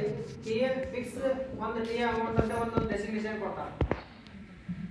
ಇಲ್ಲಿ ತೋರಿಸ್ತೇನೆ ನಿಮ್ಗೆ ಓಪನ್ ಆಯ್ತಂದ್ರೆ ಟಿ ಎ ಬಿಲ್ ಕ್ಯಾಟಗರಿ ಒಳಗೆ ಕ್ಲೇಮ್ಸ್ ಆಫ್ ಟಿ ಎ ಅಂತ ಬರ್ತಾವೆ. ಟ್ರಾನ್ಸ್ಫರ್ ಆದರೂ ಟಿ ಎ ಬರ್ತದೆ ನಿಮಗೆ. Transfer T A, transfer grant ಬೇರೆ, ಟ್ರಾನ್ಸ್ಫರ್ ಟಿ ಎ ಬೇರೆ. ಟ್ರಾನ್ಸ್ಫರ್ ಗ್ರ್ಯಾಂಟ್ ಯಾವ ಬರ್ತದೆ, ಟ್ರಾನ್ಸ್ಫರ್ ಟಿ ಎ ಯಾವ ಬರ್ತದೆ. ಟ್ರಾನ್ಸ್ಫರ್ ಟಿ ಎ ಯಾವ ಬರ್ತದೆ ಯಾರಿಗಾರ ಐಡಿಯಾ? ಜನರಲ್ ಟ್ರಾನ್ಸ್ಫರ್ ಆದ ನೀವಾಗಲೇ ರಿಕ್ವೆಸ್ಟ್ ಟ್ರಾನ್ಸ್ಫರ್ ಆದ್ರೆ ಟ್ರಾನ್ಸ್ಫರ್ ಟಿ ಎ ಕೊಡೋದು, ಗ್ರ್ಯಾಂಟ್ ಕೊಡೋದು. ಜನರಲ್ ಟ್ರಾನ್ಸ್ಫರ್ ಆದ್ರೆ, ಪ್ರಮೋಷನ್ ಟ್ರಾನ್ಸ್ಫರ್ ಆದ್ರೆ ಇಂಥ ಟೈಮ್ನಾಗ ನಿಮ್ಗೆ ಟ್ರಾನ್ಸ್ಫರ್ ಟಿ ಎದೇದು ಬರ್ತದೆ. ನೀವು ಎಷ್ಟು ಜನ ಆಗಿರಿ, ನಿಮ್ಮದು ಇಕ್ವಿಪ್ಮೆಂಟ್ಸ್ ಮೂವ್ಡ್ ಎಲ್ಲದಕ್ಕೂ ಟಿ ಎ ಬರ್ತದೆ. Depend upon kilometre distance. Transfer grant cater bag 15,000 minimum. C group ನ 15,000 ಅದೇ ಬೇಸಿಕ್ ಪೇಮೆಂಟ್ ಇರ್ತದೆ ಸರ್, ಫಿಕ್ಸ್ ಇಲ್ಲ ಬೇಸಿಕ್ ಅದು ಕೇಟರ್ ಬ್ಯಾಗ್. ಕೇಟರ್ ಈ ಕೇಟರ್ಗೆ ಎಷ್ಟು? ಈಗ ನಿಮಗೆ ಯಾಕೆ ಎಫೆಕ್ಟ್ ಇಲ್ಲ, ಮೊದಲು ಹೇಗಿದ್ರೆ ಫಿಕ್ಸ್ ಅಮೌಂಟ್ ಇದೆ. ಈಗ ಮೊನ್ನೆ ಆದೇಶ ಚೇಂಜ್ ಮಾಡಿದ್ರು. ಈ ಕೇಟರ್ದಾಗ ಎಷ್ಟು, ಟೂದಾರಿಗೆ ಎಷ್ಟು, ಫಸ್ಟ್ ಬಿದಾರಿಗೆ ಎಷ್ಟು, ಎದಾರಿಗೆ ಎಷ್ಟು ಅಂತ ಮಾಡಿದಲ್ಲ. ಹಾಗೆ ನಿಮಗೆ transfer grant cater bag fix ಆಗಿದೆ. ಗೊತ್ತಾಯ್ತ್ರಿ ಯಾವ್ಯಾವ ಟಿ ಎ ಬರುತ್ತೆ? ನಾರ್ಮಲ್ ಟಿ ಎ ಬೇರೆ. ನಾರ್ಮಲ್ ಟಿ ಎ ಅಂದ್ರೆ ಫೀಲ್ಡ್ ಆಫೀಸರ್ಸ್ ಡೈಲಿ ಯಾರಂದ್ರೆ ಇವು ಇನ್ಸ್ಪೆಕ್ಟರ್ಸ್ ಇರ್ತಾರಲ್ಲ, ಲೇಬರ್ ಇನ್ಸ್ಪೆಕ್ಟರ್ ಆಗಲಿ, ಆಡಿಟರ್ ಆಗಲಿ, ಅಲ್ವಾ, ಎಕ್ಸೈಸ್ ಗಾರ್ಡ್ಸ್ ಆಗಲಿ, ಫಾರೆಸ್ಟ್ ಗಾರ್ಡ್ಸ್, ಫಾರೆಸ್ಟ್ ಆಫೀಸರ್ಸ್ ಇವರಿಗೆಲ್ಲ ಟಿ ಎ ಇರ್ತದೆ. ಗೌರ್ಮೆಂಟ್ ವೆಹಿಕಲ್ ಬಳಸಿದ್ರೆ ಇವು ಕೊಡಕ್ಕೆ ಬರಲ್ಲ. ಗೌರ್ಮೆಂಟ್ ವೆಹಿಕಲ್ ಕಂಪಲ್ಸರಿ ಗ್ರೂಪೇದಾಗೆ ಗೌರ್ಮೆಂಟ್ ವೆಹಿಕಲ್ ಇರ್ತದೆ. ಅದರಿಂದ ಅಟೆಂಡೆನ್ಸ್ ಸಿಗಲಿಲ್ಲ ಅಂದ್ರೆ ನಿಮಗೆ ಟಿ ಎ ಬರೋದು. ನೀವು ಇಲ್ಲಿಂದ ಪರ್ಮಿಷನ್ ಲೆಟರ್ ತೊಗೊಂಡಿಲ್ಲ ಟಿ ಎ ಬರೋದು. ನೀವು ಆಫೀಸ್ ಕೆಲಸಕ್ಕೆ ಹೋದ್ರು ಟಿ ಎ ಬರೋಲ್ಲ. ಓಕೆ, ಟಿ ಎ ಧಾರವಾಡ ಬೇರೆ ರೇಟ್ ಇದೆ, ಬೆಳಗಾಂ ತಾಲೂಕು ಬೆಳಗಾಂ ಲಿಮಿಟ್ನಾಗ ಏನು ಮಾಡಿರ್ತಾರೆ ಅದಕ್ಕೆ ಟಿ ಎ ರೇಟ್ ಬೇರೆ ಐತಿ, ಬೆಂಗಳೂರು ರೇಟ್ ಬೇರೆ.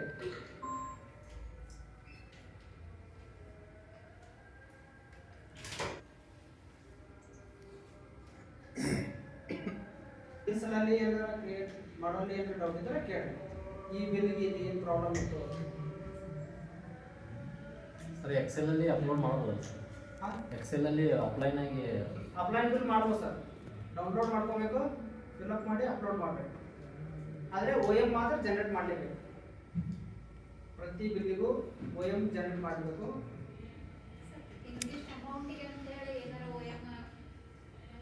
ಹಂಗೇನಿಲ್ಲ, ನಿಮ್ದು ಬಿಲ್ ವೋಚರ್ ಡಿಪೆಂಡ್ ಅಪಾನ್ ಬಿಲ್ಗೆ ಎಷ್ಟೇ ಇರುತ್ತಲ್ಲ. ನಿಮ್ಗೆ ಲಿಮಿಟೇಷನ್ ಯಾವುದೇ ರೀತಿ ಏನಿಲ್ಲ. ನೀವು ಮ್ಯಾನುವಲಿ ಬಿಲ್ ಮಾಡೋದಕ್ಕೆ ಈಗ ಆನ್ಲೈನ್ ವೇ ಮಾಡೋದಕ್ಕೆ ಏನು ಡಿಫ್ರೆನ್ಸ್ ಏನಿಲ್ಲ. ಅದೇ amount, no limitation. Case worker ಇದ್ದರೆ ಕೇಸ್ ವರ್ಕರ್ ಕೊಡ್ತಾರೆ. ಸೂಪರ್ಡೆಂಟ್ ಇದ್ದಾಗ ಒ ಎಮ್ ರೆಕಮೆಂಡೆಡ್ ಕೊಡ್ತಾರೆ.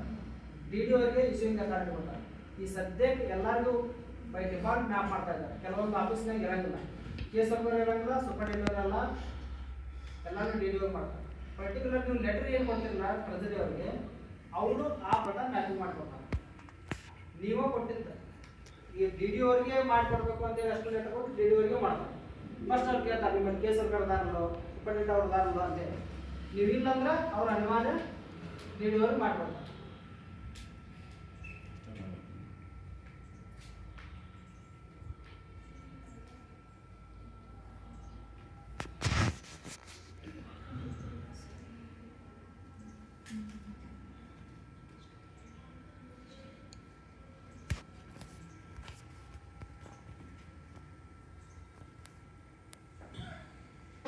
Data bill data same data previous date ಇರೋದು ಬಿಲ್ ಡೇಟಾ.